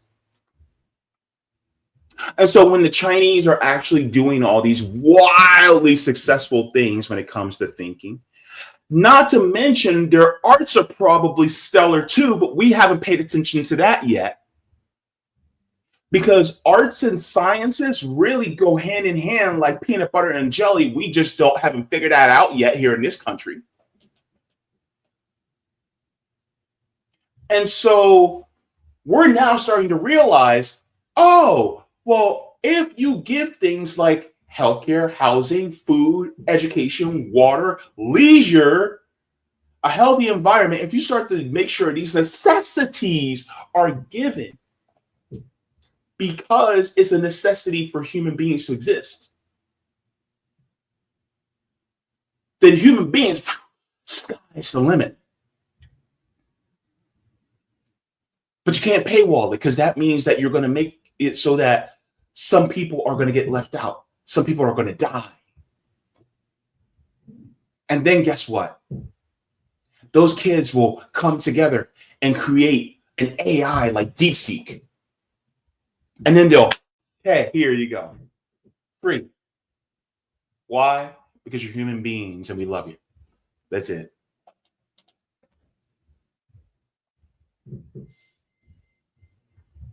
And people say, well, you know, how are they going to make their money? They made theirs.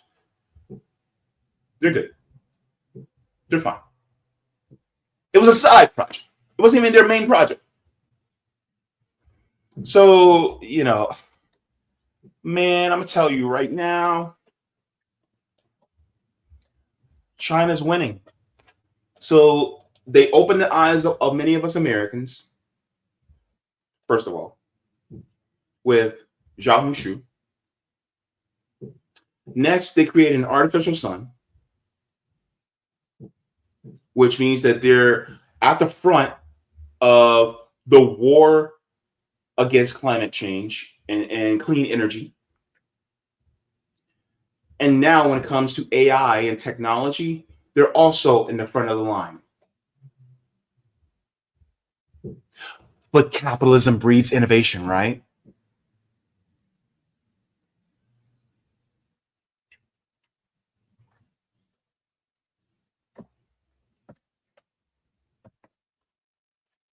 Go ahead and give a like to the stream, man. Clap it up for China. They're doing the damn thing. And look, here's the thing. I'm not saying that China's perfect, right? What I'm saying is, why can't we do, we can literally do the same thing. That's the crazy part. We could do the same damn thing if we had the mindset, the mentality of collective prosperity. That's all. Collective prosperity. If you as an American are doing good, then I as an American are doing good. If the Americans that are doing good in Maine are doing all right, if our fellow Americans that are in New Mexico are doing all right, if our fellow Americans in Alabama are doing okay, if they don't have things like homelessness, hunger, if they're able to get, you know, a full quality education, if they don't have to worry about their environment, if everything that is given to them is equal and equitable, guess what? It spreads. The goodness spreads. It's a domino effect. And guess what? Everybody benefits.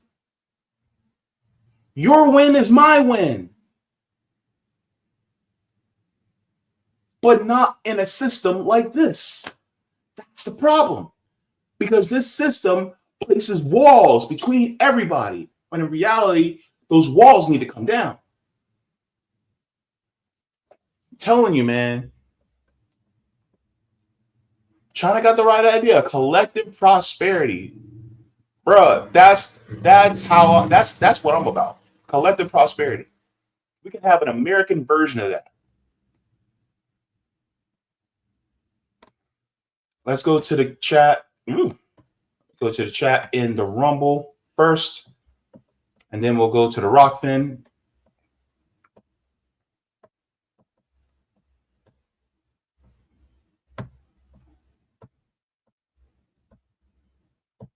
All right. Thank you so much to Jokers for You. Says the real value of humanity in any society is determined by the value of the most oppressed in that society. We truly are only as strong as our weakest link.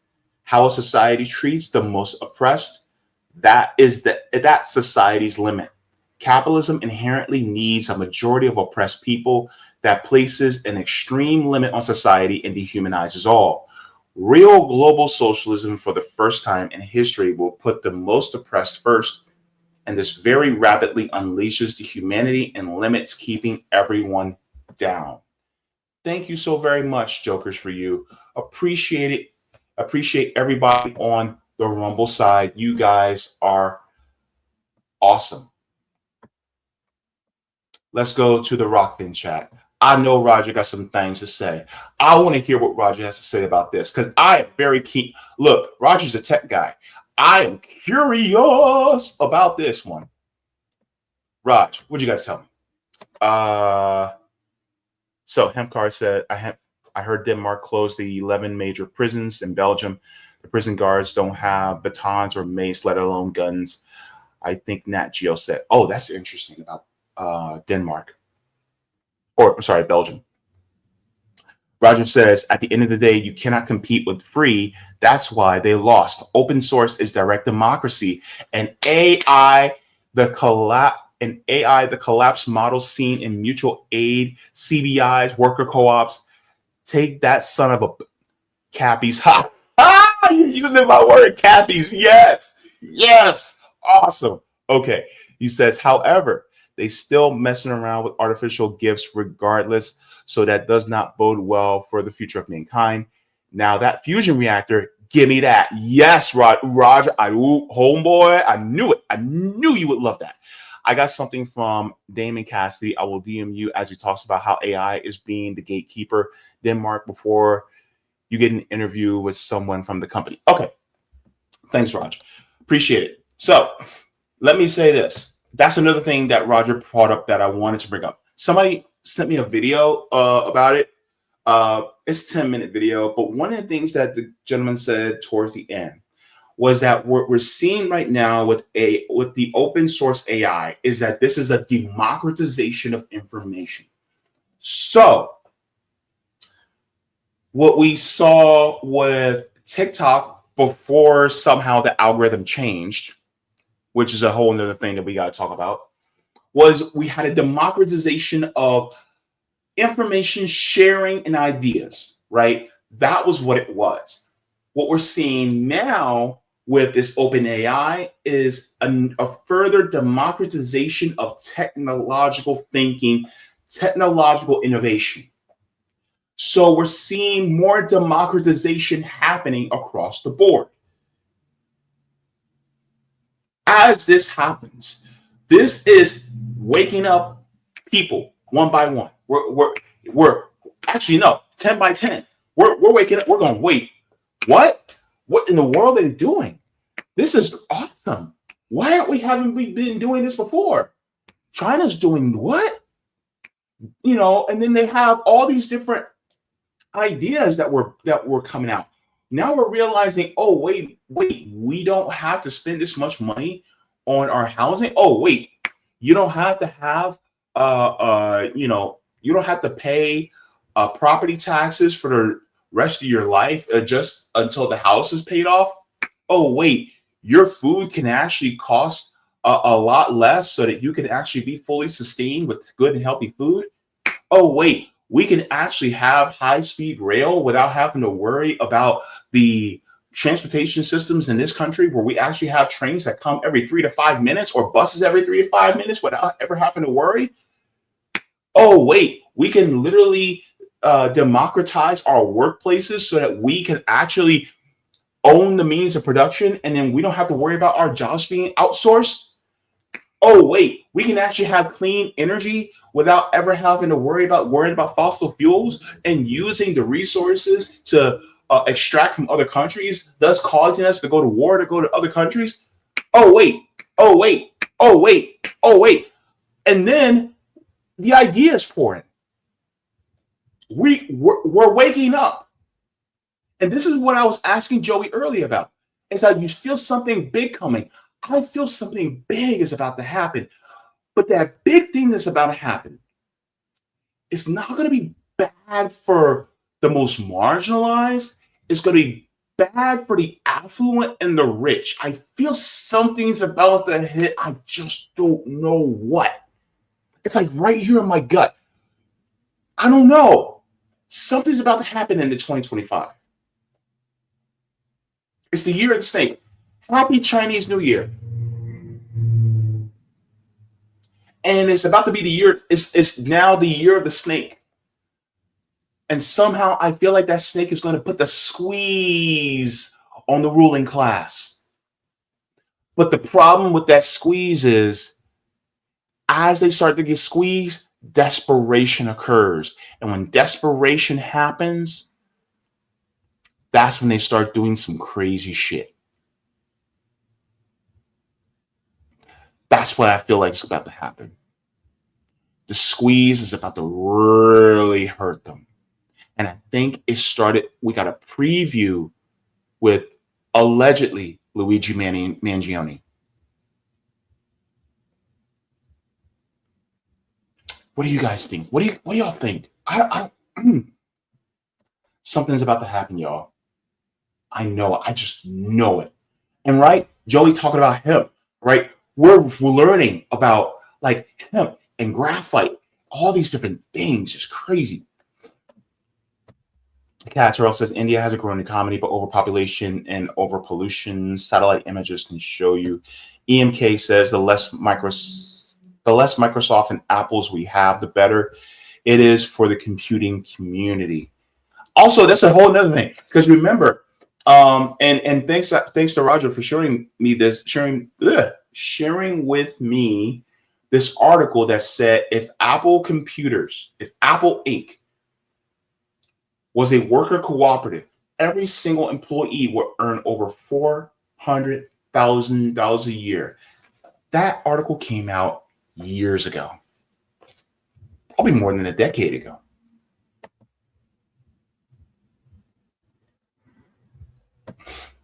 Joey Peltier says hemp is just one of the crops that have been used to make biomaterial for different products and components. I dream of the day your lawn trimmings, leaves, and bio waste are repurposed.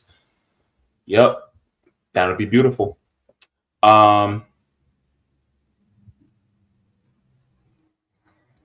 Jasmine says, if more AI becomes open source, would it provide a buffer between putting workers out of work? I wonder this because AI is nothing but a fancy aid archive at best.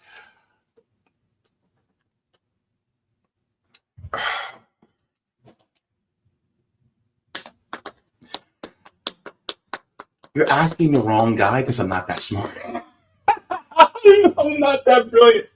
That's a really good question, but I'm not the right guy. But I'm not even going to try to take a crack at it, Jasmine. But that is a really good question, though.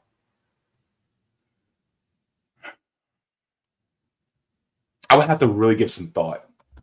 I'm not the best person for that, but I wish I had a tech guy here to answer that. But thank you very much. Amy says, I fear our arrogant leaders brazenly starting a war with China. But on the other hand, tech bro tears are like fine champagne. Some of the bubbly. Yes. All right.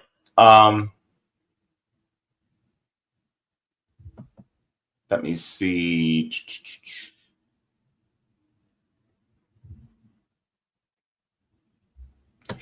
Edward says China's GDP has increased by more than 6%. Whole, the U.S. just increased by 2%. One day, the U.S. empire will fall while China will be the number one economy in the world.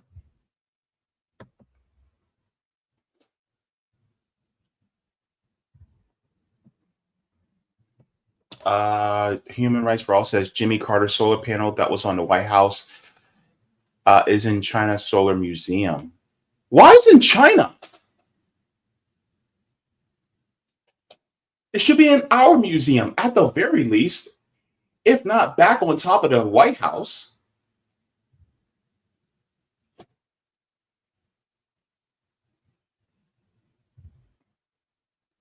These dudes just, look, I'm telling you right now, somebody like Donald Trump, he says he's for fiscal responsibility, but he's bullshitting us.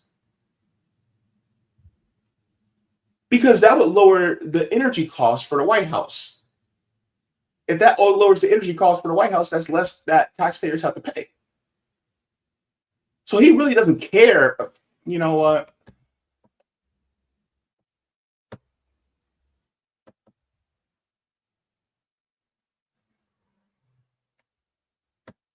EMK says what Roger said. Open source programs can be better. Give me my VLC media player if you know. I don't know, but I'm willing to learn.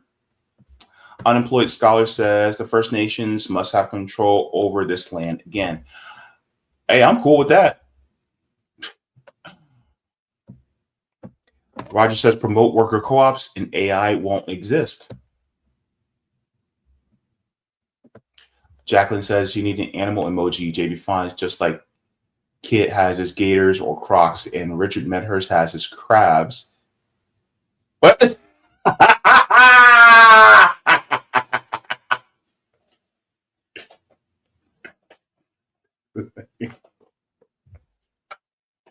I love you, Jacqueline. She's like, that didn't come out right. It's okay, Jacqueline. We knew exactly what you meant. Shout out to Richie Medhurst, man. I hope he's doing all right. The British government's giving him a lot of hell right now. But yeah.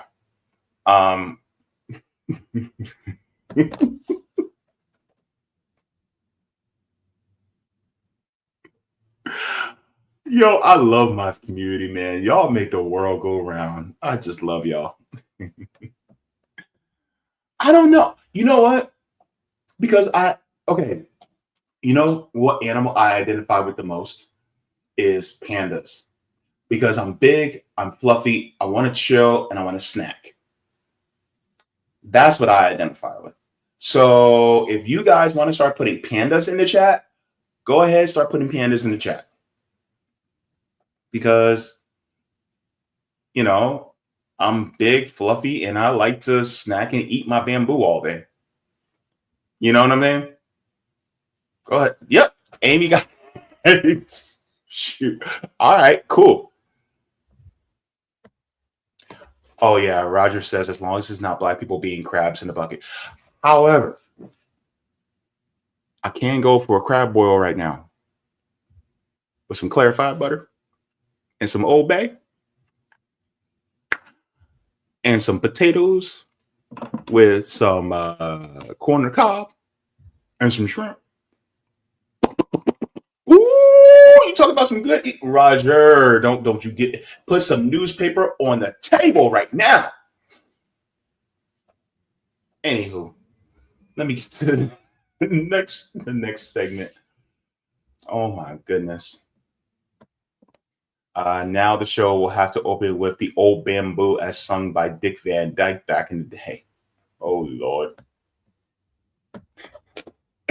KD Lewis, part of the Orlando chapter for RVN. Good to see you in the chat too. I love you too, bro. Oh man. Okay, so before I get to the last one, just wanted to share with you guys the goal for me to get to Seattle.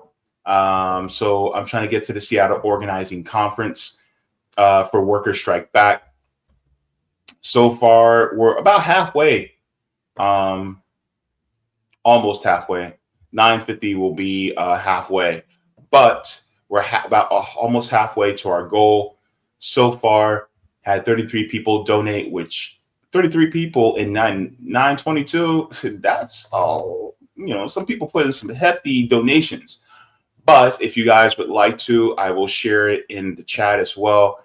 Just going to try to get there to also push for organizing so that we can organize the workers to have, you know, number one, worker solidarity, push for demands. With demands come consequences, y'all. Let's be real. So we got to carry out those demands and the consequences for those if those demands aren't met. But things like, you know, healthcare, we need, you know, real affordable housing. We need a housing for all initiative in this country. We need livable wages in this country. I want to push worker cooperatives, worker-owned cooperatives in this country. Like, yes, I'm cool with unions, but we got to go further, right? My price went up, right? Like I said with healthcare, right? Everybody's talking about Medicare for all, Medicare for all. I'm like, no, baby, my price went up. Nationalize it. Nationalize healthcare system. I'm not doing Medicare for all no more. It's too cheap. Nope, we're doing national. We're going nationalize healthcare system, right? We're doing the NHS style. My price went up. Y'all exploited us that much to the point where I'm like, no, We're not doing unions no more. We're doing worker cooperatives. We're now owning the means of production. You guys can't outsource us if we own the means of production. You guys cannot build.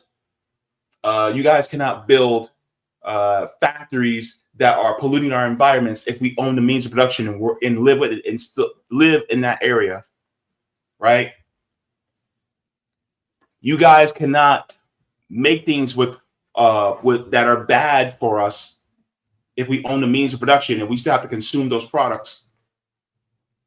No. We're going to own our workplaces. We're going to operate them democratically. I believe in democracy, and I believe in democracy so strongly that I also want it in the workplace. Hell, crazy people are going to look at me crazy for this. I also believe in democracy in the household. Now, of course, age appropriate, right? But I also believe in democracy even in the household. That's how strongly I believe in it. But the problem is that we have a system that does not believe in democracy. Hey, cool. Roger says we're not making demands anymore. We're already in power to run ballot initiatives, at least some of us. Yep, we can do that. So I'll be talking about that too when I get there. But yeah, thank you so very much to everybody who has shared so far. Appreciate it. Trying to get there and do what I can. I was personally invited by Shama Sawant, and I was invited by Dr. Jill Stein too. So they invited me there. So I said, all right, I'll come. I'll get there. But yeah, absolutely. All right, so final. Let's go to the final. All right. Let's talk about. Do I have to? Yeah, I have to. I mean, acting like Shanae when she's trying to think to herself. Well, I could keep it with their ass. Are you sure? Let's talk about Ron DeSantis. The Republicans versus Ron DeSantis. Ron DeSantis is really going to ultimately, he's going against his own party, and he's also going against direct democracy. So let's get into it right now. So Ron DeSantis, Little Ronnie, governor of Florida, unfortunately my governor, has decided to go to war with direct democracy, go to war against his own party. I really want to get into this, and this just shows that Ron DeSantis ultimately is anti-democratic. And so I want to go to that. So let me get to that here.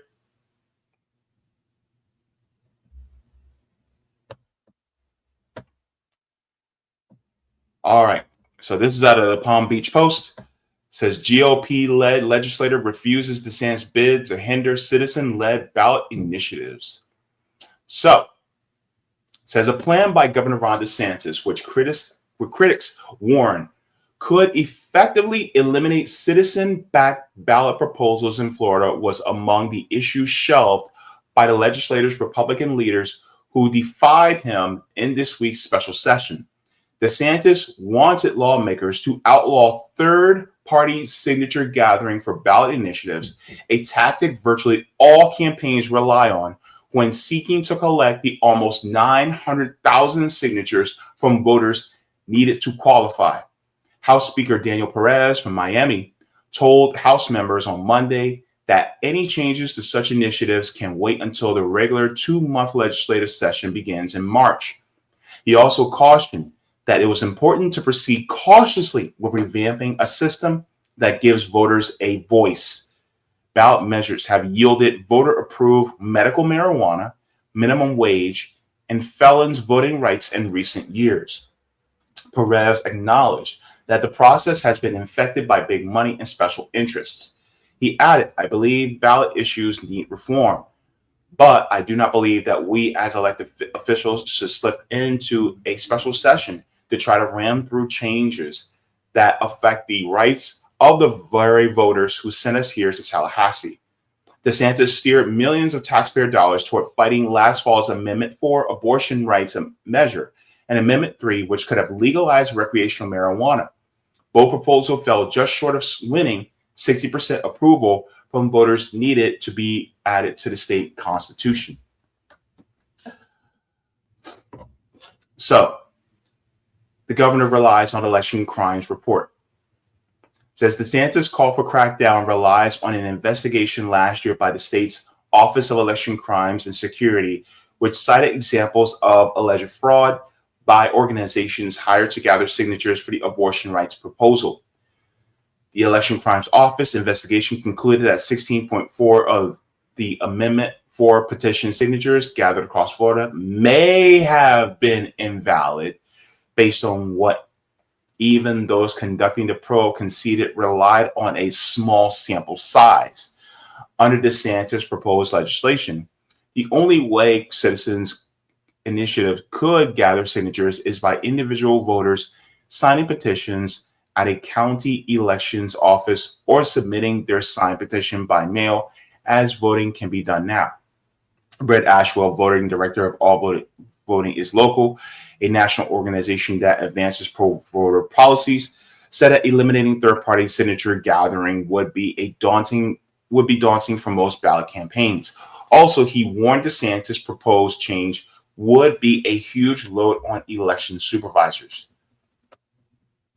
So, it says, but change still may be coming. Republican leaders and the legislature have long characterized most ballot proposals as an end run to their authority. And even with this week's pause, some supporters said that the changes may be coming. The Citizens Initiative proposal was among several issues DeSantis put in play this week. During a special session, he called to position the state to respond to President Trump's mass deportation plans. The governor wanted condominium law changes and more funding for hurricane housing to also be addressed.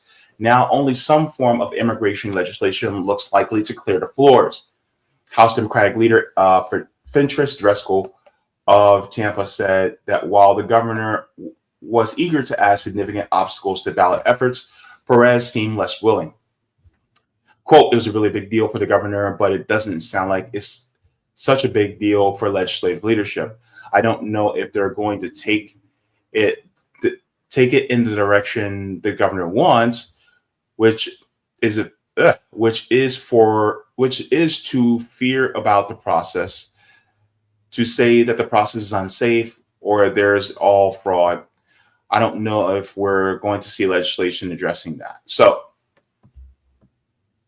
he's basically trying to undermine direct democracy. And that is one of the biggest issues that we see with Ron DeSantis.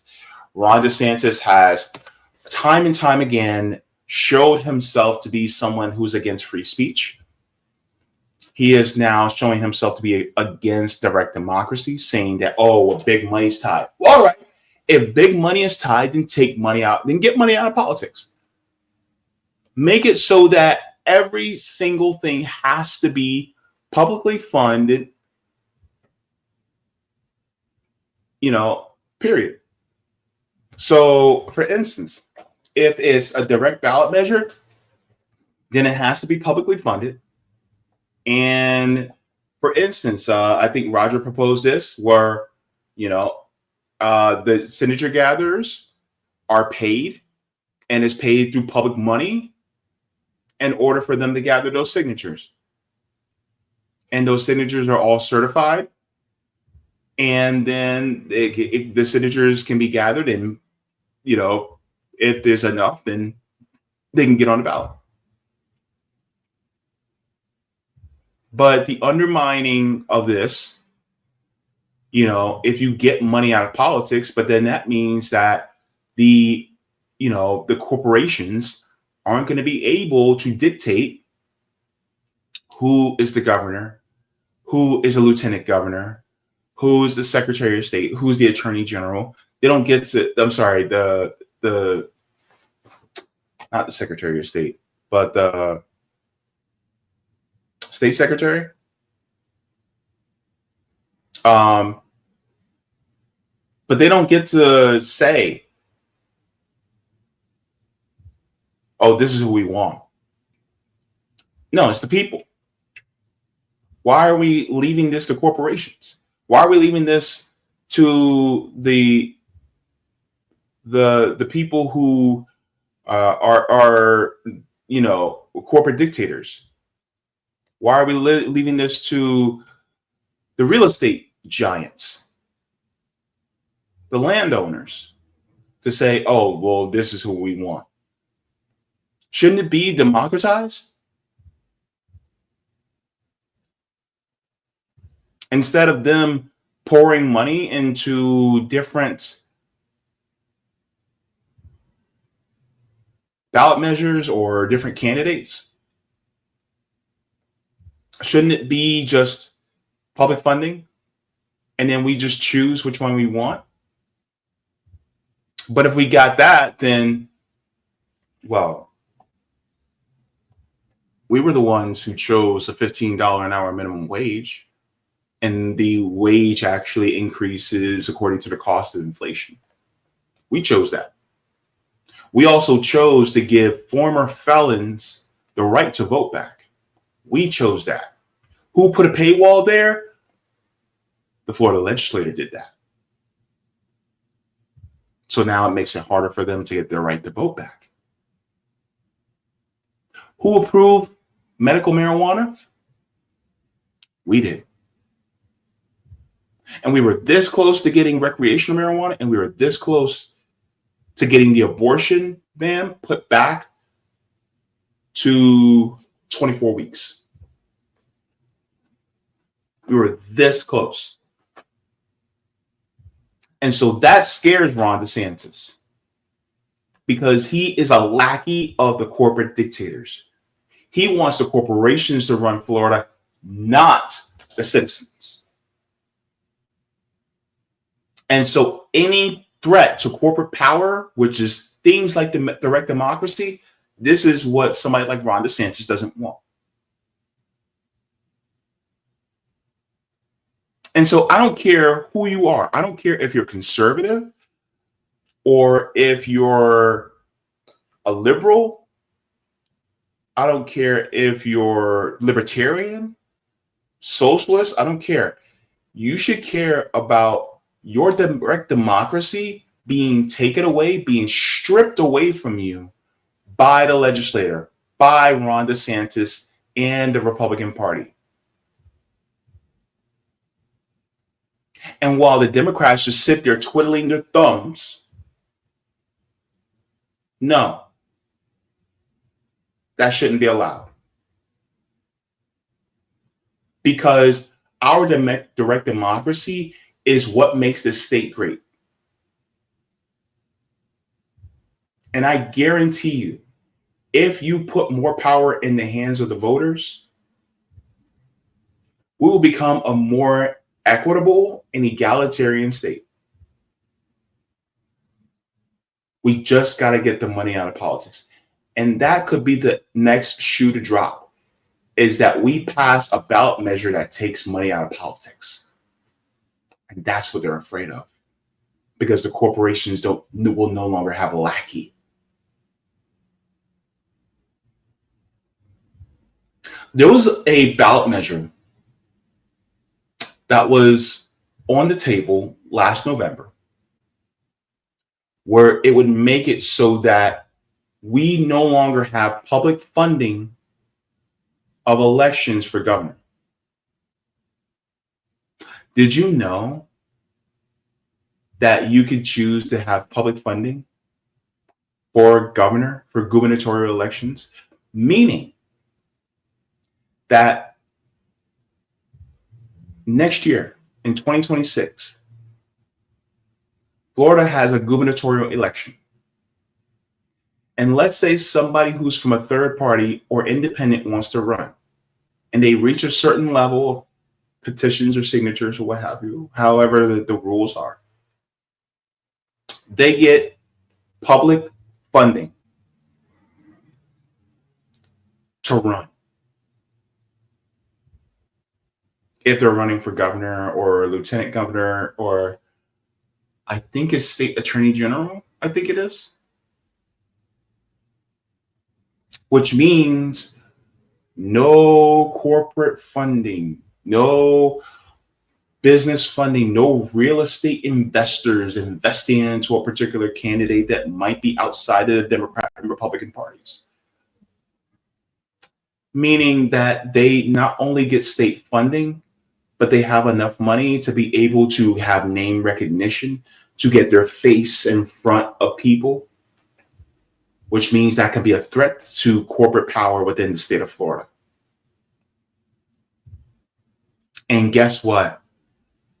We said, no, we're going to keep public funding for that. That actually did not pass. We said, no, we're keeping our public funding. Ron DeSantis was watching that. He made a bluster about Amendment 3 and 4, but I think it was Amendment 6, I think it was. But Amendment 6, that was the one he was like.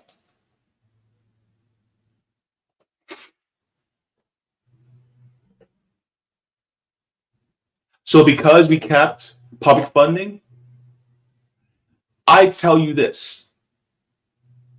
If you're thinking of running for office in Florida, for state office, like governor, lieutenant governor, I think it's attorney general.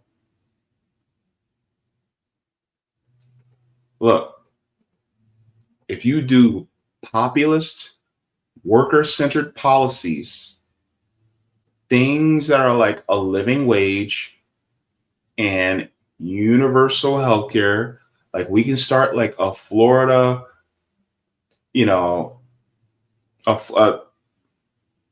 of course, for a nationalized healthcare system, you would need, the money for, that system. You need a currency issuer, not a currency user. But for even just a single payer healthcare system, just for Floridians, if we can pass something like that, we live in a ballot initiative state. And so we could do that. We could have a strong candidate that's pro-worker, that's outside of the two-party system, that will show up both parties in this state. Our rents are becoming sky high. What if we could do a state ballot measure, a ballot initiative that actually places caps on rent? That gives us rent control, right? What if we can push for state public banks, which generate its own revenue in the markets and then uses that revenue for our infrastructure instead of it coming out of our pockets as taxpayers? What if we can put in an incentive for more worker cooperatives to operate within the state of Florida? Did you know that Florida has the second largest population of Black people? Out of all the states, the second largest population of Black people is in Florida. The first one is Texas.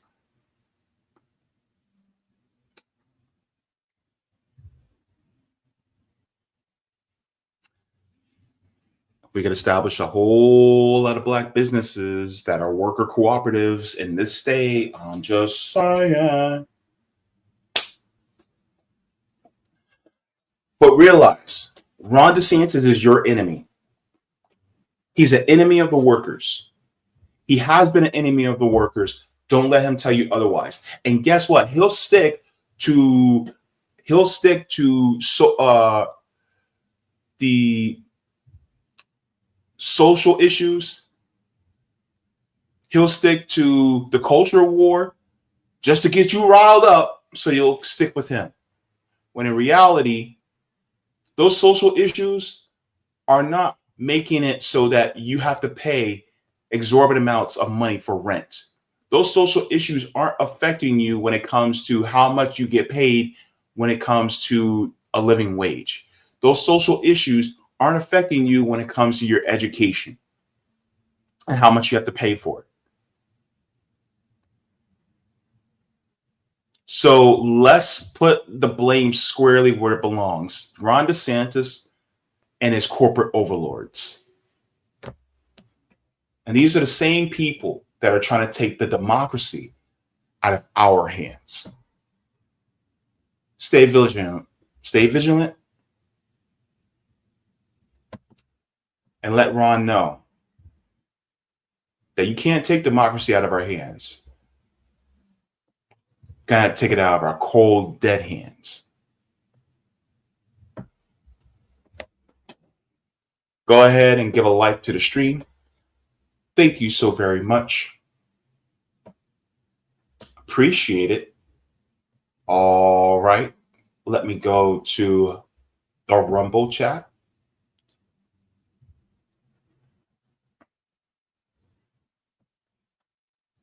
Oh, thank you, Jokers, for you. Gave me a heart and a panda.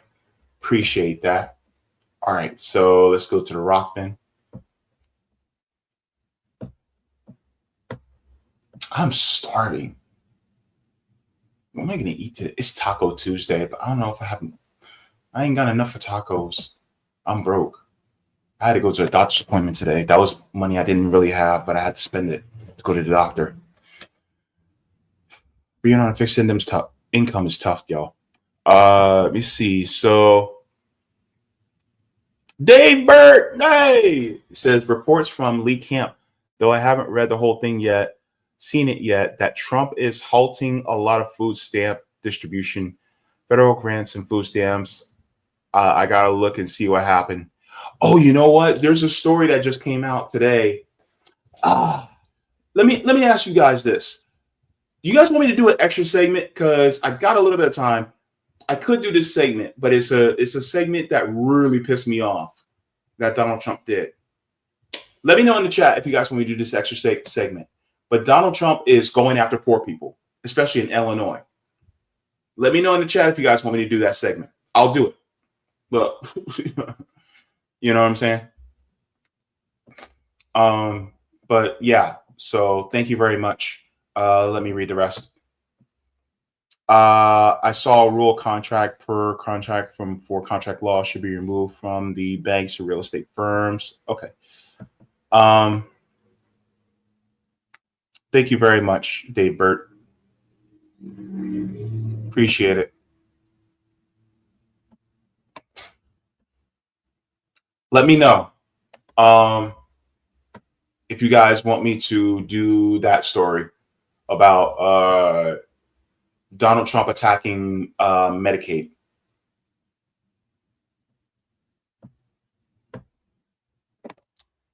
Jay, why did you tempt fate?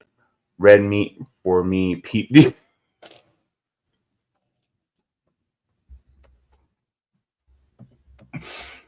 Oh Lord, Roger. What you talk about, Raj? Uh-oh. Wait. Oh Lord, Roger, what did you send me? Oh no. I don't know if I can read it. Roger, I'm not sure if I'm gonna have time to read all this. And yes, the Nobody Wants to Work Anymore video. Yeah, I actually watched that earlier today, by the way.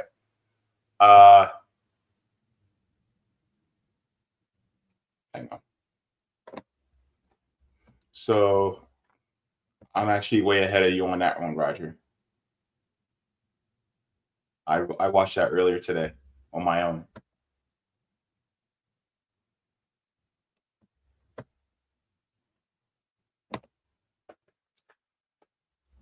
Okay, so let me share the screen really quick. Okay.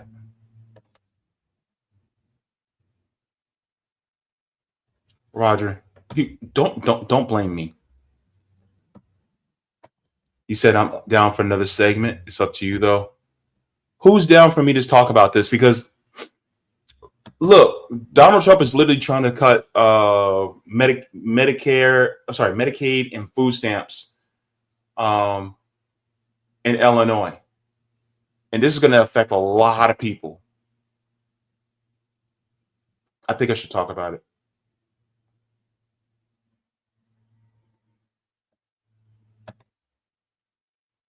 I think I will.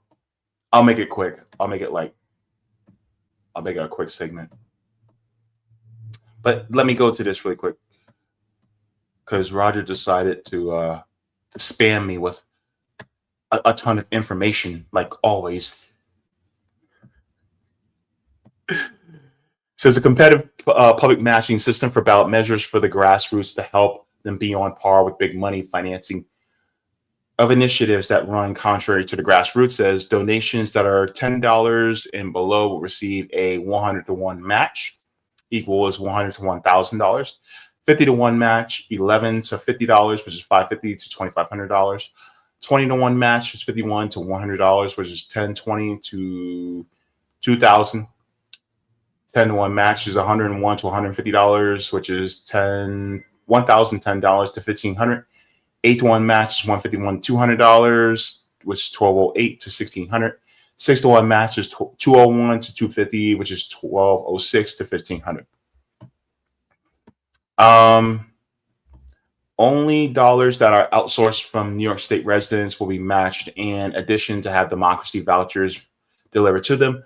Grassroots dollars sourced from outside of New York State will be flat donations. This will give us an opportunity to show how much support came from outside the state compared to inside the state by showing the dollar amount between the two.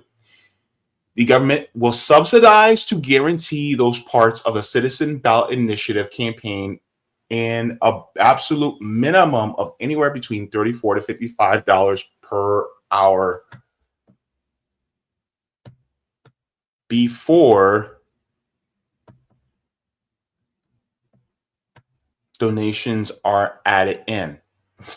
Allow an exemption for those who are on some type of government subsidy or welfare program as it pertains to food, housing, or healthcare to still receive their full benefits and bar the government from taking more than 20% of their money that they've earned through running initiatives.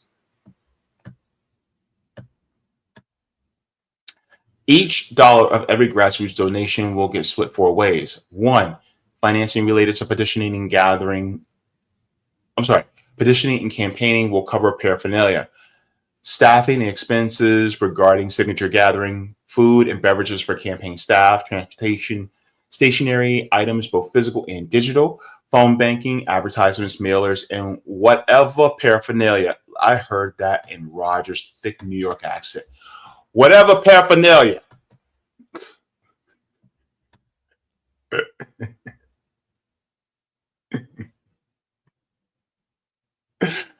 Number 2, it says financing related to paying individual petitioners and campaigners to cover expenses in their personal lives.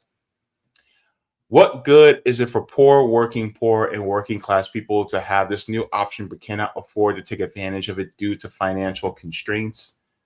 Make sure. Oh, I'm sorry. That's not big enough. That's what she said. Let me continue.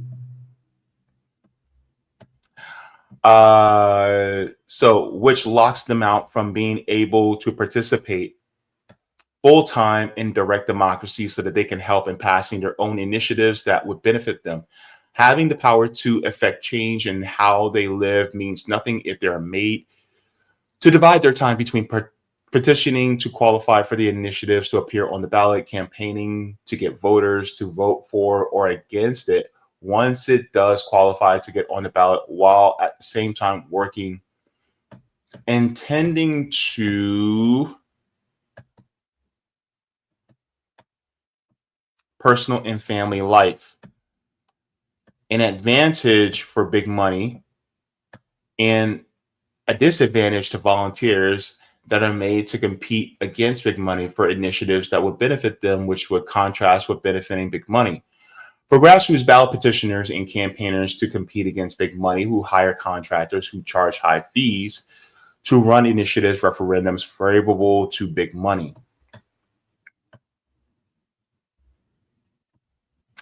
It is important for the public financing system to provide grassroots petitioners with a financial safety net, thus allowing them to further comfortably take a leave of absence from their jobs, petition and campaign full-time for the space to resign altogether from their jobs if this is something they much rather pursue for the time being and not have to worry about whether or not they will be at risk in their personal economic life when it comes to paying for their monthly housing costs. That is a run-on sentence if I have ever seen one. Bills and everyday personal expenses being paid on time. This eliminates the dilemma of having to divide our time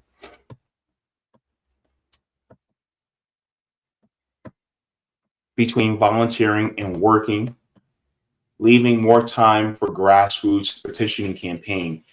This will act as a counter to big money hiring third-party outside firms as a much higher rate for petitioning drives to gather signatures for initiatives to appear on the ballot and campaign to get voters to vote for it once it's been successfully placed on the ballot. Have it to where we can guarantee grassroots petitioners starting at a guaranteed minimum of $50 gross per hour, completely government subsidized by the state before small dollar amplified donations kick in, working 6 hours per day, getting paid in weekly checks. The campaign would be in charge of use the public financing and grassroots money as it pertains to the campaign. Where grassroots volunteers getting paid is concerned, the way it would work is the campaign would hand in the time cards or proof of hours worked for each grassroots volunteer to the government. Allow the government to issue the checks through a personal debit card that works a lot like an EBT card.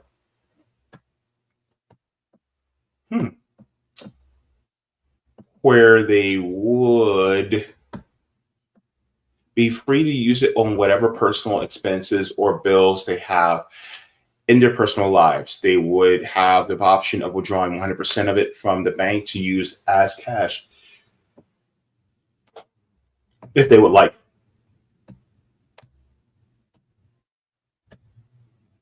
Sponsors of the initiatives will be allowed to use grassroots dollars to hold job fairs to lure them in with food by hosting barbecue cookouts, providing free food for the community as a way to not only gain signatures, but also recruit for citizen initiative campaigns as well. So voters can pick the initiatives they wish to apply for as well. Advertising in different neighborhoods throughout the state using flyers, text messages, email advertisements on social media, or whatever paraphernalia used to alert the community of where and when the Citizen Ballot Initiative and Veto Referendum job fair will be posted in their area. Those sponsoring initiatives don't necessarily have to be part of a big job fair. Either they can hold their own instead of in conjunction.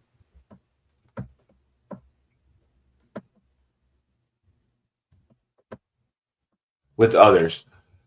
Advertisements show a list of the initiatives that they're looking for people to help with. So this way, when voters show up, they'll know exactly which initiative or referendum they'll apply for. So, Roger, this is really good. I don't have the time to read all this.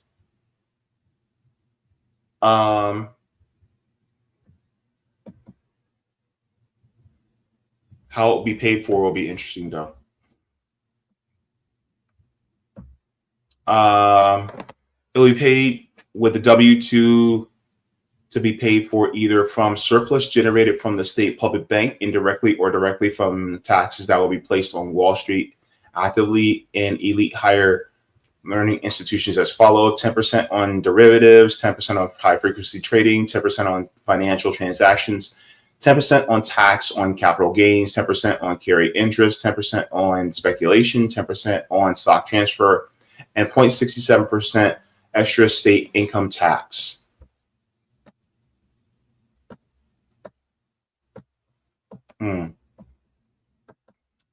Uh,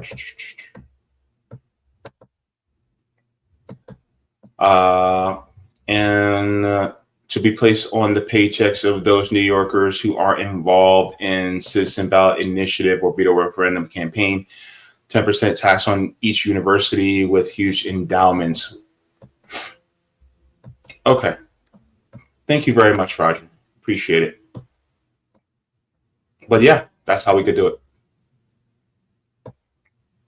I got you, bro. Okay, so do you guys want me to do it?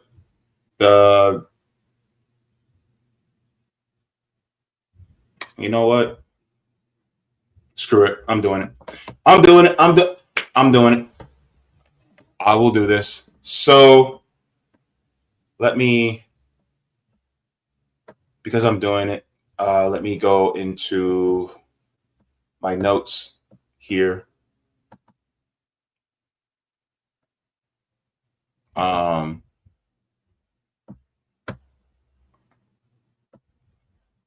right. So will it allow me to do this? Chicago Sun-Times. Are you gonna paywall me? Okay, I don't think they're gonna paywall me. All right. Okay. Let's go to this. So apparently, Donald Trump and his hubris, Donald Trump in his lack of compassion, has decided to actually lock out people from state Medicaid. This just shows how brazen the corporations really are when it comes to the rights of people and necessities like healthcare. Because if you're poor or working poor, they feel like you deserve to die. And this goes into the article that Savvy Savs wrote on her Substack. I'll also share that with you guys too. I'll share the link with you guys.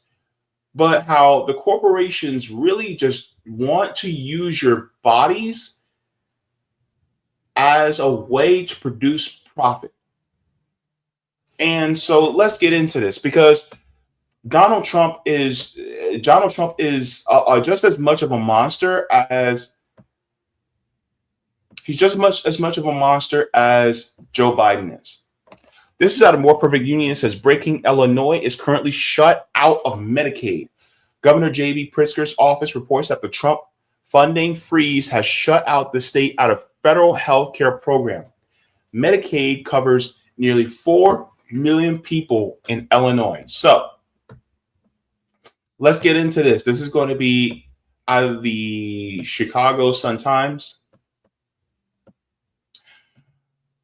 It says Trump's federal funding freeze to disrupt vast array of programs. Illinois shut out of Medicaid. The funding freeze could affect trillions of dollars and cause widespread disruption of healthcare research, education programs, and other initiatives. Grants that have been awarded but not spent are also halted. So this came out today. This came out today. Let's get into it. Are you serious? They did. Oh my God. Look. All right, y'all. I'm sorry, but we're going to have to go around this paywall. We're going to have to go around it. All right. I got you.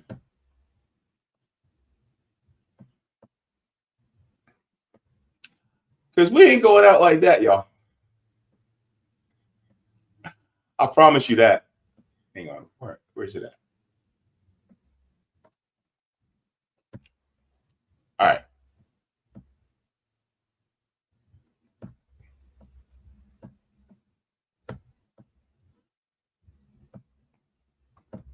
Boom. There we go.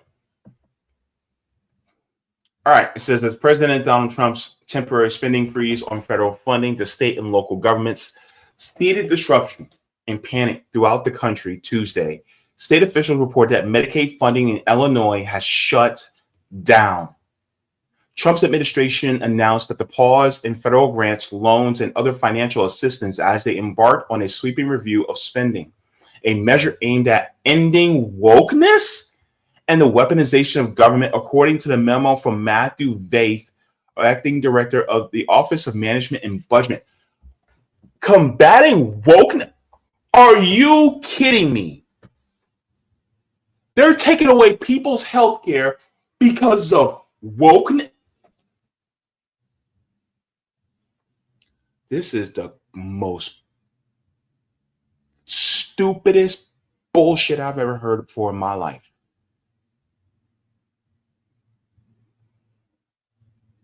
The fuck is wrong with him?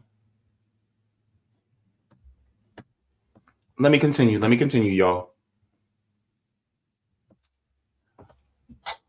The funding freeze could affect trillions of dollars that cause widespread disruption of healthcare research, education programs, and other initiatives, grants that have been awarded but not spent that are halted, according to the Associated Press. Democratic attorneys general from 5 states on Tuesday said that they plan to file a lawsuit to challenge the funding freeze. New York Attorney General Letitia James said that at least 20 states reported being frozen out of their Medicaid and reimbursement systems, including New York and Illinois. U.S. Senator Ron Wyden said that the Medicaid staff confirmed reports that Medicaid portals are down in all 50 states. Though Medicare and Social Security will not be affected by the freeze, White House officials initially would not comment, to also shielding Medicaid from the administration's move. I'll check back on that. White House Press Secretary Caroline Leavitt said at a briefing. Later, the White House stated that Medicaid would not be affected by the freeze. Nevertheless, state agencies started reporting to Governor J.B. Pritzker's office this morning, issues with accessing federal funding sites and disbursement systems, including Medicaid systems, the government office said. Pritzker has been in communication with the state federal delegation, local elected officials, nonprofits, and other governors about the matter. By mid-afternoon, which was just a couple hours ago, Leavitt had tweeted on X that the White House is aware of the Medicaid website portal outage. We have confirmed no payments have been affected, that they're still being processed and sent. We expect the portal will be back online shortly. So nearly 4 million lower income Illinois, people of Illinois had their health care covered in 2023 by Medicaid, a system in which federal government reimburses the state about half of every dollar in medical costs. Roughly a quarter of the state population is eligible for Medicaid coverage, including many children, pregnant women, and people with disabilities like myself. Illinois Comptroller Susana Mendoza said that the state processed all $518 million in Medicaid bills last week and received its federal match on Monday, before Trump administration apparently shut down access to the system. She says, I'm very concerned about how long this freeze may last. In the federal memo, Vaith wrote that the use of federal resources to advance Marxist equity, transgenderism, and Green New Deal social engineering policies is a waste of taxpayer dollars that does not improve day-to-day lives of those who we serve.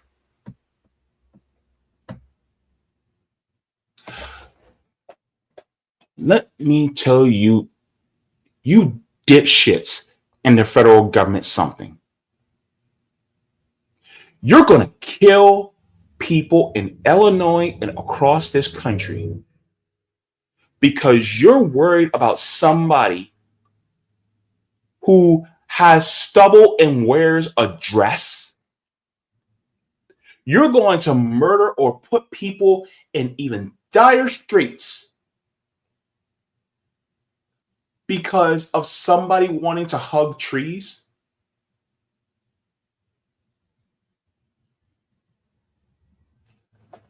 These people, both Democrats and Republicans, don't give a damn about you. Donald Trump doesn't give a damn about you. And he will use other people as an excuse to say, well, these Marxists and woke people, we got to freeze this because. So if all of your kids, if one of your kids does something wrong and does something wrong, just as something you don't like, but something wrong, you're going to starve and torture your children because of what one kid did that you didn't like?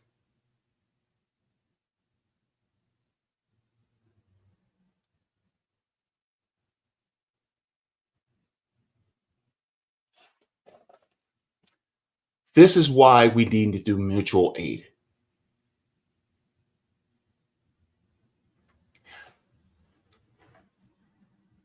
Because either it's covert fascism or overt fascism that is killing us. We went through the covert fascism during the Biden administration.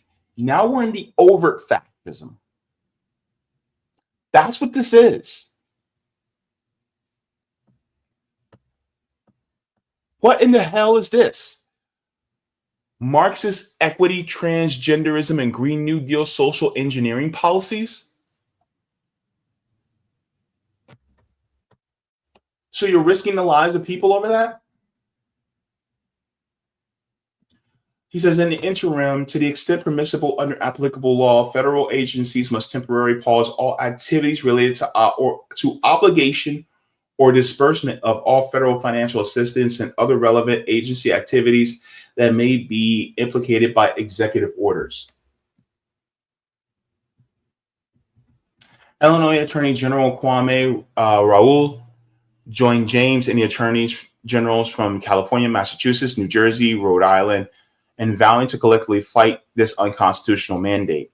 The unconstitutional pause in funding will have devastating impact on the public safety, prosperity, and quality of life of all. Democrats and Republicans alike will be negatively impacted by this pause in funding. Raoul outlined some of the programs that will be impacted by the freeze, including the Internet Crimes Against Children Task Force, which goes after child predators, law enforcement programs, veteran support groups, Head Start and child care programs, university research, support our farmers, and infrastructure investments. On January 20th, our nation had a peaceful transfer of power, but let's be clear, January 20th was an inauguration, not a coronation. Congress is given the power to appropriate the funding. The executive branch cannot unilaterally disregard those appropriations passed by a separate and equal house of government. Impact on Chicago. So as Mayor Brandon Johnson questioned Trump's authority to withhold funding appropriated by Congress, even temporarily. These are unprecedented attempts to defund child care or to fund infrastructure projects. This is something that is well outside the purview of the executive office. Right, because here's the thing. The president is the commander-in-chief of our armed forces when it comes to the protection of our armed forces and the borders and things like that. When it comes to the power of the purse is done by Congress. So what is the security guard doing the job of the accountant? That doesn't make sense. And so now he's withholding funds for Medicaid and all these other programs that are important to keep kids safe. This man, he does not care about us. And I'm tired of people thinking about that he does, just because he demonizes some brown people who cross our southern border. Johnson said that U.S. Senator Dick Durbin and Tammy Duckworth, both Illinois Democrats, assured him that they're going to continue to fight on behalf of residents of Chicago. Corporation Counsel Mary Richardson Laurie said that she's analyzing what impact the freeze could have on the city's $17.1 billion budget and on any existing projects and initiatives. Look, here's the thing.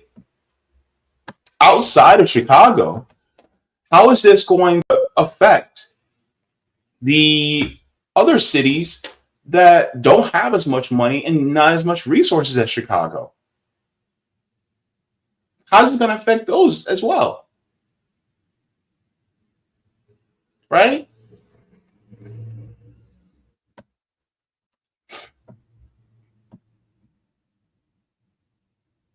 The potential impact on a temporary freeze could be staggering. Budget Director Annette Guzman said that the analysis of all federal grant funding received by the city last year, as well as future appropriations enacted by Congress, shows that roughly $4 billion hangs in the balance. That figure represents total grant funding to Chicago. If Trump's actions are allowed to stand, some portion of that amount can be withheld. We don't know the full implications of the Office of Management and Budget actions will mean, and we don't know what potentially Congress will do based on that letter that came out. We have large grants in infrastructure. We have grants from a lot of departments on the federal level. There are varying degrees of what we think could be impacted based on pronouncements from the Trump administration, both before coming into office as well as since they've taken office. I just want to underscore that we've spoken with our senators. We're not entirely sure if he's working within the framework of his authority.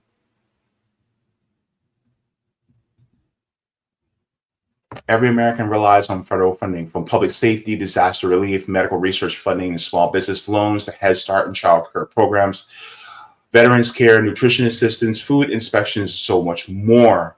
Denying critical funding for our families will not make America great.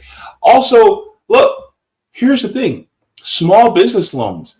What about the people who operate small businesses? What about those Trump supporters who operate small businesses that got an SBA loan?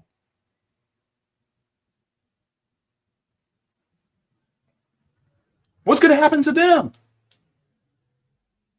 Like, what are you doing? Like, if you're actually about making America great again, you're going about the wrong way. What in the hell is wrong with this man? I know the answer, but my God. Cuts to research, violence prevention, and more. While Chicago area officials grappled with what the federal funding freeze might mean, researchers at the University of Chicago were already being directed to rein in any work that relies on dollars from Washington. In a memo, University of Chicago Provost Catherine Bikert told faculty not to purchase new supplies or equipment, start new experiments, or embark on funded travel. This is not a request I make lightly. The research enterprise is that the core of our university's mission is of profound importance to the daily work of our faculty, researchers, staff, and students. I also know that this is insufficient guidance and that you must have many questions, as do I. I wish that I have more information to share now, but we'll continue to be in touch as we learn more. But we must now proceed under the assumption that grant expenditures incurred after today, while this memorandum is in effect, may not be covered by federal funding. Here's the thing, right? This is also why this is crazy, because most, if not almost all of the technology, the modern technology that we have today was brought to us by federal funding, by government funding. The internet, which was originally ARPANET, was by federal funding done in colleges. The phones that we have are actually through public funding. So when people go, oh, it's capitalism is the reason why you have that phone. No, that's bullshit, because it was all through federal and public funding. Anywho, so even Google, which many of you are using right now, was brought to us by federal funding because it was google.stanford.edu. That was the original Google website. And so now if you're stopping the federal funding, that means you're stopping every single thing that could potentially advance us even further. So if you're an American that's mad about the previous segment that I did about China and what they're doing and embarking on, then that federal funding for research and development is a key component for us to compete with China.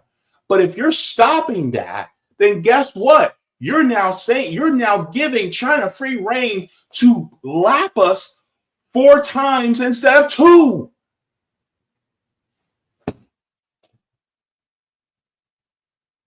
And this is the BS that I'm talking about. They will cut off their nose to spite their face because of Marxism and transgenderism. Because they're a bunch of dumb idiots. They're a bunch of fools. Because they're focused on a culture war to throw red meat to their base. And then you know what? In doing so, they will make your lives worse on the material basis. So then your housing, your healthcare, your wages, all that gets worse, all because you're fighting wokeism. That's the problem. So you got one party that tokenizes marginalized communities, but doesn't give us a damn thing. And then you got another one that fights against marginalized communities, but also doesn't give us a damn thing.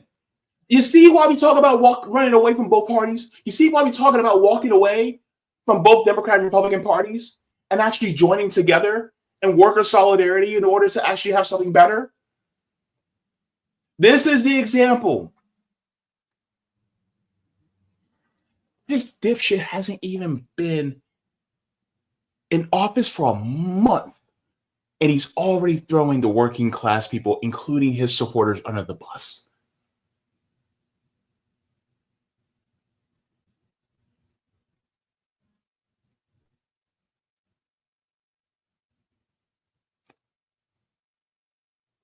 Mark my words, by 2027, watch, by 2027, Donald Trump is going to be unpopular with conservatives. Watch. It's going to happen. Conservatives are going to be like this to Donald Trump. They're going to be like, nah, screw you. We hate you. Watch. It's going to happen. And guess who's going to be there to let them know, hey, we understand. Come join us. Let's fight this system. Guess who's going to be there? The Marxists, the socialists, the Maoists. We're going to be right there. We're going to be like, hey, look, we understand your frustration. We understand that they're not taking care of you. Yep. Look, I know that person right there that's with us. Yes, this person may have blue hair. They may be wearing a dress. But you got to look past that. We're all in this together. And you see the humanity in them, and they'll see the humanity in you. Just give them some respect. Basic human decency. Let's move forward together. You got some anti-black thoughts in your head? Look, you're going to have to work past that. Right? And you're going to have to see the human in us. No, 13% of the population, 50% of crime bullshit. No, look at who's actually committing the crimes against humanity. It's the people at the top. That's who you're going to have to look at. Focus on them. Don't focus on the people who are the group of people that's coming across the border. Focus on the people who are exploiting the people who are coming across the border, who are keeping the destabilization happening in the countries in the global south. Focus on the ones who are actually committing the crimes against our planet.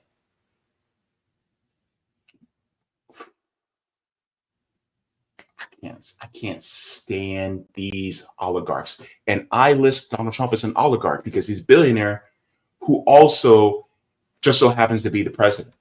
Let me finish this up. It says community activists also sounded the alarm on federal dollars being cut off from violent prevention program. We must stand up and resist the fascism that's taken over our country and must do it now. That's from Reverend Michael Fligger. Alderman Scott Waguspak, who chaired the city's council's finance committee before being deposed by Johnson, was among those warning the top mayoral aides and during budget hearings that they had better be prepared for major cuts or shifts. Waguspak said that the Johnson administration should be cautious about spending any federal dollars going forward until the legality of Trump's federal funding pause is determined. I would like to thank every mayor, every village mayor around Illinois, not to mention the whole U.S., is looking at their budget this morning, wondering how they're going to make ends meet if they have a small portion is withheld. So I'm going to share this link in the chat for you guys so you guys can share this with everybody. But Donald Trump is screwing over everybody, no matter who you are.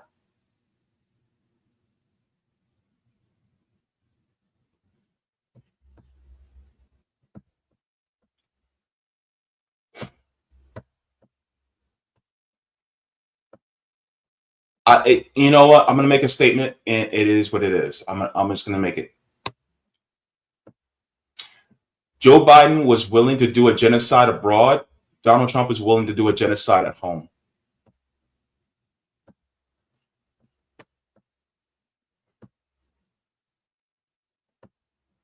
That's how it is. They're both genocidal maniacs, and one's going to do it across the ocean. One's going to do it here.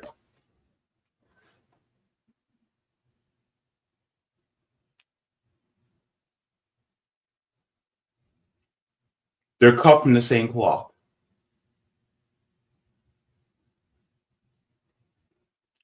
Fascism has moved inward.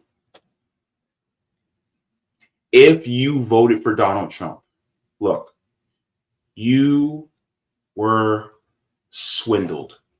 You were played. You were fooled.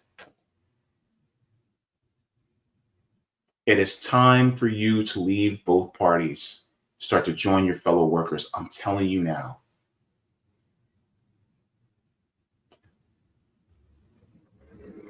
Because you're about to be fucked.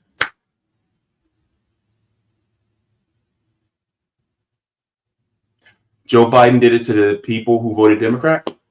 Donald Trump's about to do it to y'all. Absolutely.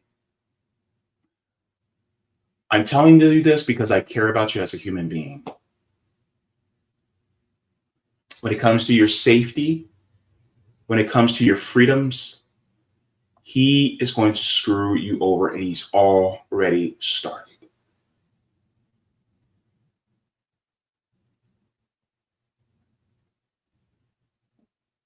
I hope you start to see who he is now.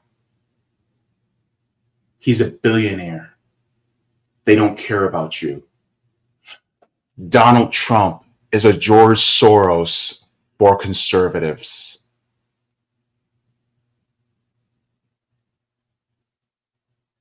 I said what I said. I want you to think deeply with that and sit with it.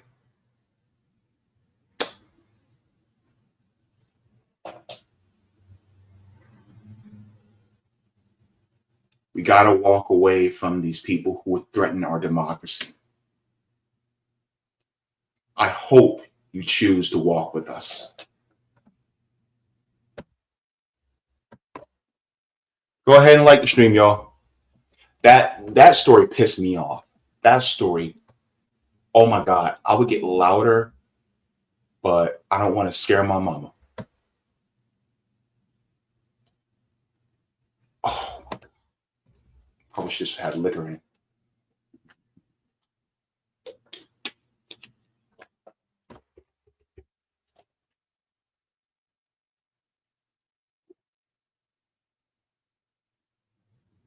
I get Medicaid. I get Medicaid. I get food stamps.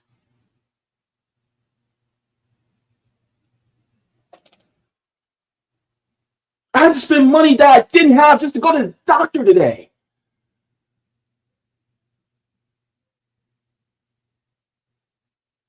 And you mean to tell me this asshole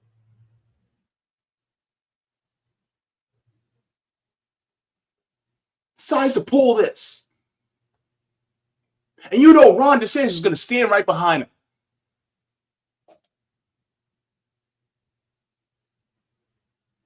You know how much I get in food stamps? I get, I think it's around $50 a month for food stamps. That's it. That's all.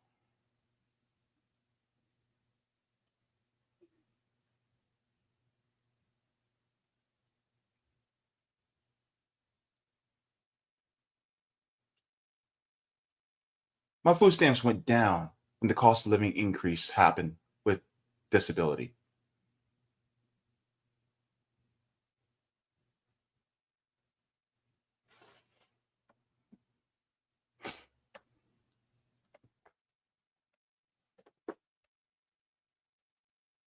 People wonder why the working class is pissed. People wonder why they were apathetic about what allegedly Luigi did. People wonder why. Let me go to the chat.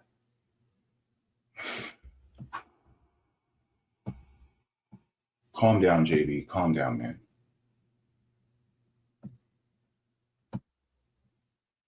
Let me go to the rockin' chat first. I was having a good day until I read that story.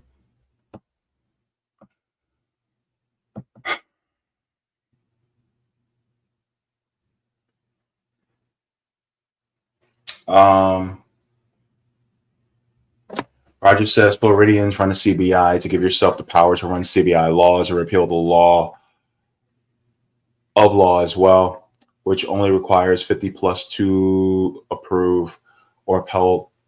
Then put it where the government wants to change or repeal the statute that you pass through initiatives. Then they must ask you first, just like they have to when you run an amendment. They appeal the law that make it hard to formally incarcerate to vote. Yeah, Dave said it looks like it won't affect food stamps at first. Hang on. Okay, so this happened. Okay, so this is an update. Thank you for this, Roger. So this is out of the AP. This is just breaking at 6:28 p.m., which was not 8 minutes ago. It says a federal judge has temporarily blocked a Trump administration freeze on federal grants and loans that could total trillions of dollars and cause disruptions in healthcare research, education programs, and other initiatives. The White House has planned to enforce the pause on Tuesday as the administration begins across-the-board ideological review of its spending. Okay. So apparently a judge has blocked it. Thankfully. But still, they're going to fight it. I know. He's going to fight it. Because Trump is a bastard like that. Wow. Wow, wow, wow.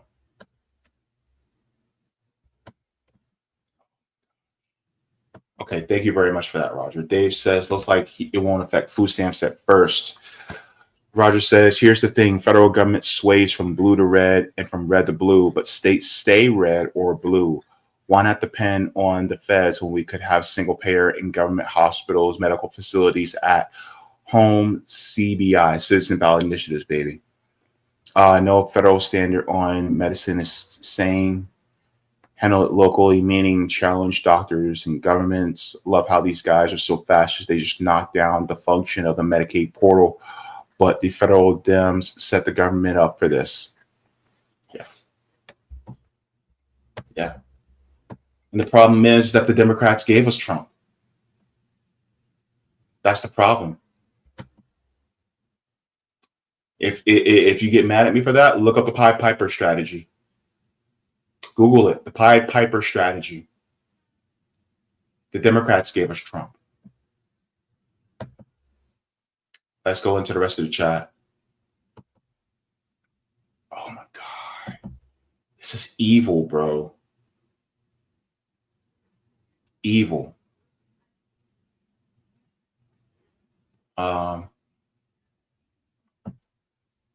Edward says Ron DeSantis wants to rule Florida with an iron hand. Yeah.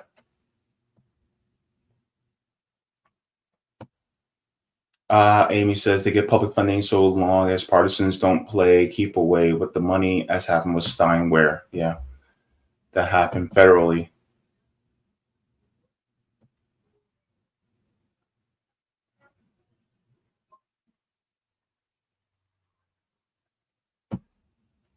Cobra Commander says that's how fascism works. You guys are thinking of this from a viewpoint of how things should be, not how they are. Fascism is spread through culture. I would say fascism was, born from the inception of this country.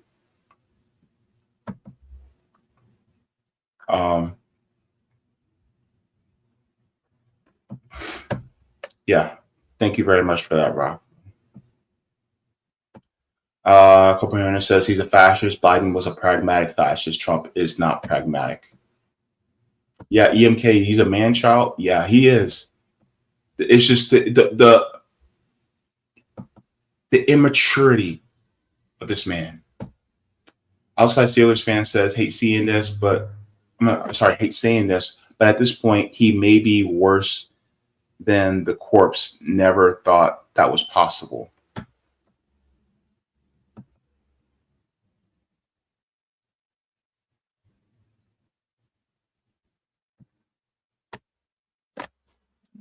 Trump ain't surviving 4 years. JD will be gone before the end of the year. Wait, you think Vance will be out before the year ends? I mean, that's an interesting prediction. I mean, I've never heard it, but I'm a wait and see kind of guy on that one. But I mean, hey, if it happens, it happens. Outside Steelers fan, that's an interesting prediction. I mean, hey, we can come back to this. If you're right, I'll definitely give you your flowers if this happens.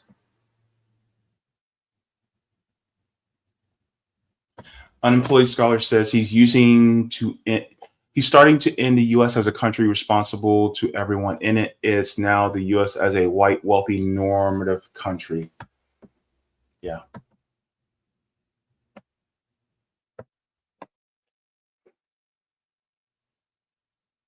Says, what does Marxism have to do with who people hump? They don't know. That's the problem. They have no idea.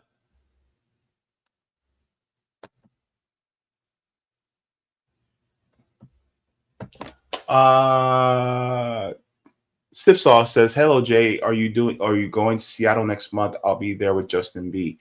I'm trying. I'm raising funds right now to go. I'm trying to make it there. So hopefully if I can raise enough funds, then I could be able to go. But that's what I'm doing right now. But yes, I'm trying to make it to Seattle. Thank you very much. Let's see.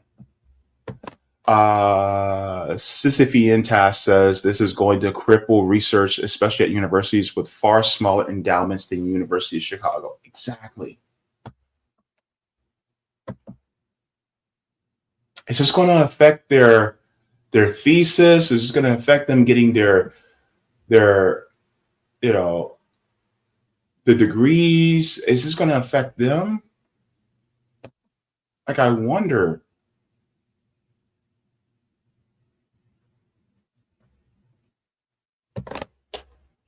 Amy says, I do wonder how the right-wing channels are spinning this, but I don't wonder hard enough to give them any algo traction. Yeah, they're going to try to spin it, but here's the thing.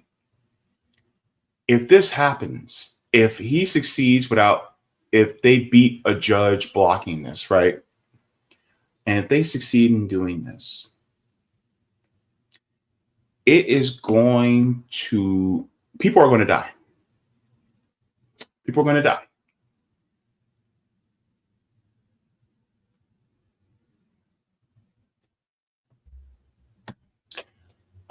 Janet says, I hear you, JB. I get Medicaid and Social Security disability. So far, I think I'm okay. I also get Medicare, which you probably do with disability. I don't get food stamps anymore, but it's been infuriating. Oh, I hear you.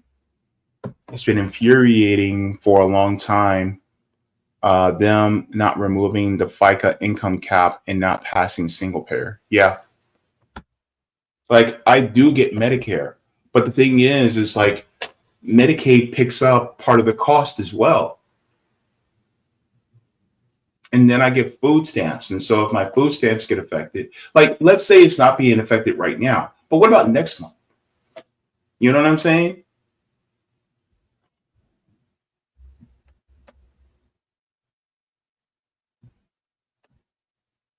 And then the Democrats could have done so much while Biden was president, but they decided not to. And they set it up for Trump to make a win. Not even a win. Like, if he wins, then we lose, right? Suleiman said Dems are no different than Trump except for rhetoric. They're the kind fascism. Yeah, I agree.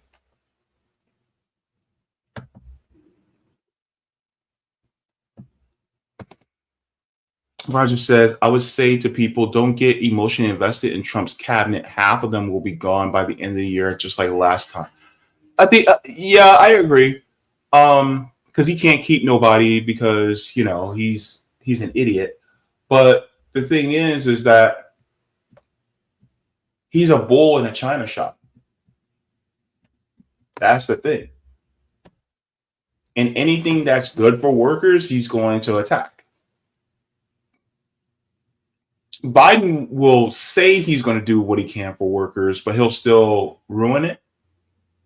Or he'll just play plausible deniability and look the other way while things get ruined.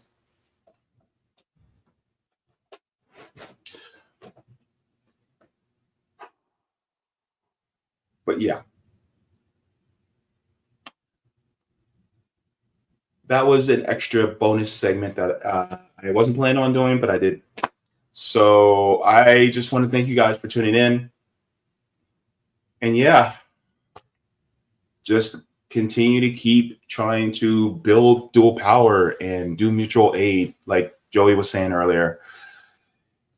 You know, we have a task ahead of us, but, you know, we can definitely do it. All right, everybody. I will see you guys.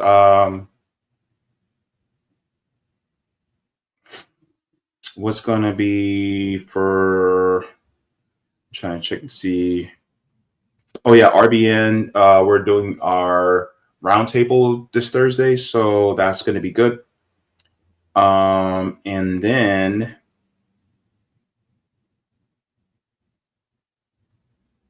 yeah, so then I will be, I'm not sure if I'll be doing an RBN show on Sunday.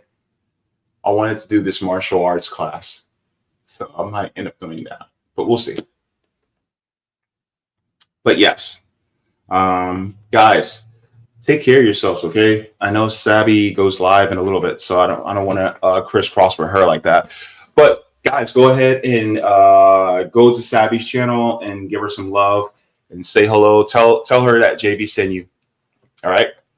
Water your plants. Like I always say, water yourselves. Leave the world better than you found it. Do all the things if you got them. Forehead kisses. I'll see you guys in the next one. And love to our native siblings.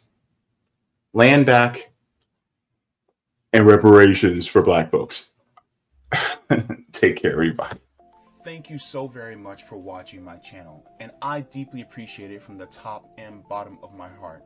If you wish to support the channel further, so I can keep bringing you content that is educational and informative, you can become a patron on patreon.com/Jaybefaunt. You can find that link in the pinned comment or in the description below. No matter what you give, you'll be supporting independent media and education that helps make the world better. Thank you so much, and you can watch more of my content here. Mwah. Forehead kisses, and have a beautiful day.